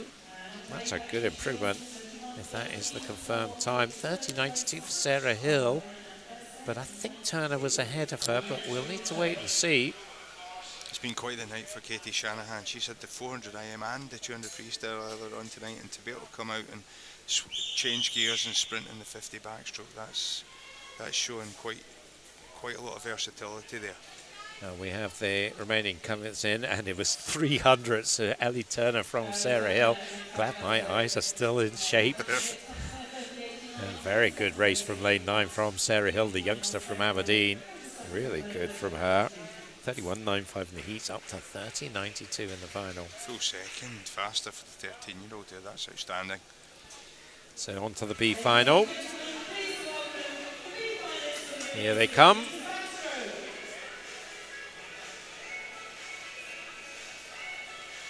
All of them got their race faces on. Emma Russell, Heart of Midlothian, goes in 0. Caitlin Duffy for South Ayrshire in 1. Katie Goodburn of Warrender in 2. Caroline Sorensen, the Danish junior team, in lane 3. Emma Scobie of Kirkintilloch and Kilsyth in lane 4. In lane 5, Mona McSharry of the Marlins. Lane 6, Annabelle McCrory of Derwentside. In lane 7, Emily Grant from the University of Stirling. Lane 8, Chiara Tomasello of Stratford. And lane 9, Jane Brown from Newcastle Swim Team. 30.61 Emma Scobie, 30.62 Mona McSharry. Now Emma Scobie is an interesting one. She only swims one event, the Kirkintilloch and Kilsyth swimmer, and it's 50 backstroke. Doesn't swim anything else ever that I've seen. Very definition of a specialist event. Very definition of a specialist event. So let's see what she can do here up against Mona McSharry. Of course, won the breaststroke earlier on. Was right up there, silver medalist in the 50 free yesterday. Now showing her skills in backstroke, but it is Scobie in the red cap. Outstanding starting underwater there from Emma Scobie. She's just about holding off, but I think she's going to come under pressure in the second half here. Scobie just about on the edge. Caitlin Duffy going well in lane 1. This is getting really tight now. Lane 3 moving up, Sorensen. But it was McSharry got it. Whew, that was really close. 30-20, 30-23, 30-25, 30-26. 600s between the top 4, but Mona McSharry with the touch. Just getting the edge there. And I guess That's the international experience, maybe just knowing how to Absolutely. finish it off, get the job done. Get in the a hand tight on the wall contest. first. Yep. So our last race of an eventful evening, it's the A final of the women's 50 backstroke. Making her way to lane 9 for our City of Oxford, Emily Ford. Lane 8, Lotte Upan, the Finn from the University of Stirling. Lane 7 for the Danish junior team, Elizabeth Eberson. Also from the Danish junior team, Leva Palmund goes to lane 6. Lane 5 is Cassie Wild. Goes off to lane 5. Commonwealth Games swim for Scotland, of course. Lily Bosley, the fastest qualifier, in fact, equal fastest with Cassie Wild. She goes to lane 4, representing City of Sheffield. Kathleen Dawson, who's another great Scottish backstroker, goes in 3 for the University of Stirling. Anna Main, another one, Edinburgh University, lane 2. Amelia Robertson of Newcastle in lane 1, and Julie Svensson in lane 0 for the Danish junior team. Well, this could be a cracking race to finish the night off. It's great. We've got some Danish internationals here, Cassie Wild and Lily Bosley tied in the heats, and it's great to see Kathleen Dawson back swimming backstroke. I think she picked up an injury early season, so we didn't see her yesterday in backstroke, but great to see her here. So it'll be interesting to see what sort of form. Well, quite a bit younger than Hannah Miley, so you'd expect her to have a faster recovery perhaps to peak form, but well, we'll see here what sort of form she's in. Bosley and Wild perhaps will be the ones who will fight it out.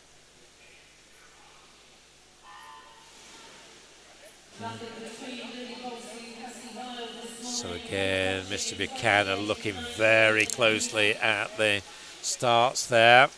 Strong on the underwater from Kathleen Dawson there, strong off the wall, and she's moved into the lead off the start. It's just going to be if she can hold off lanes 4 and 5 as we come into the closing stages.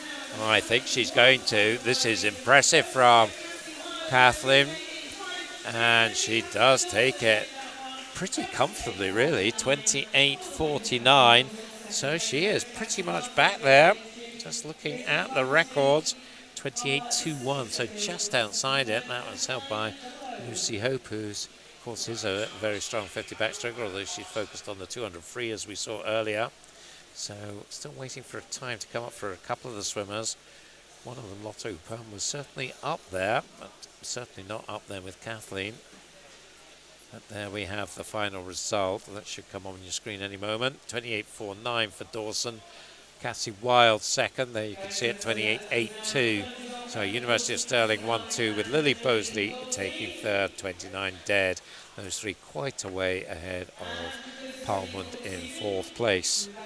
Brilliant to see Kathleen Dawson coming back from injury and posting a fast time, and I guess that's another step on our road to recovery, our road back to top form, and a nice 1-2 for Stirling to close us out. Absolutely.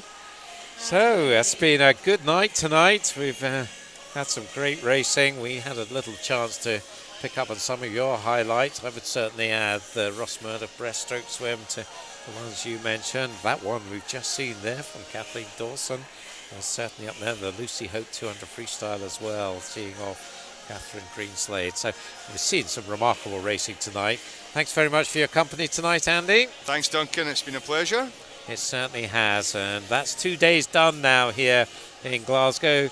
We'll be back, of course, for the climax Sunday night, and we'll be at our climax, but of course before that we've got a little matter of heats in the morning and afternoon.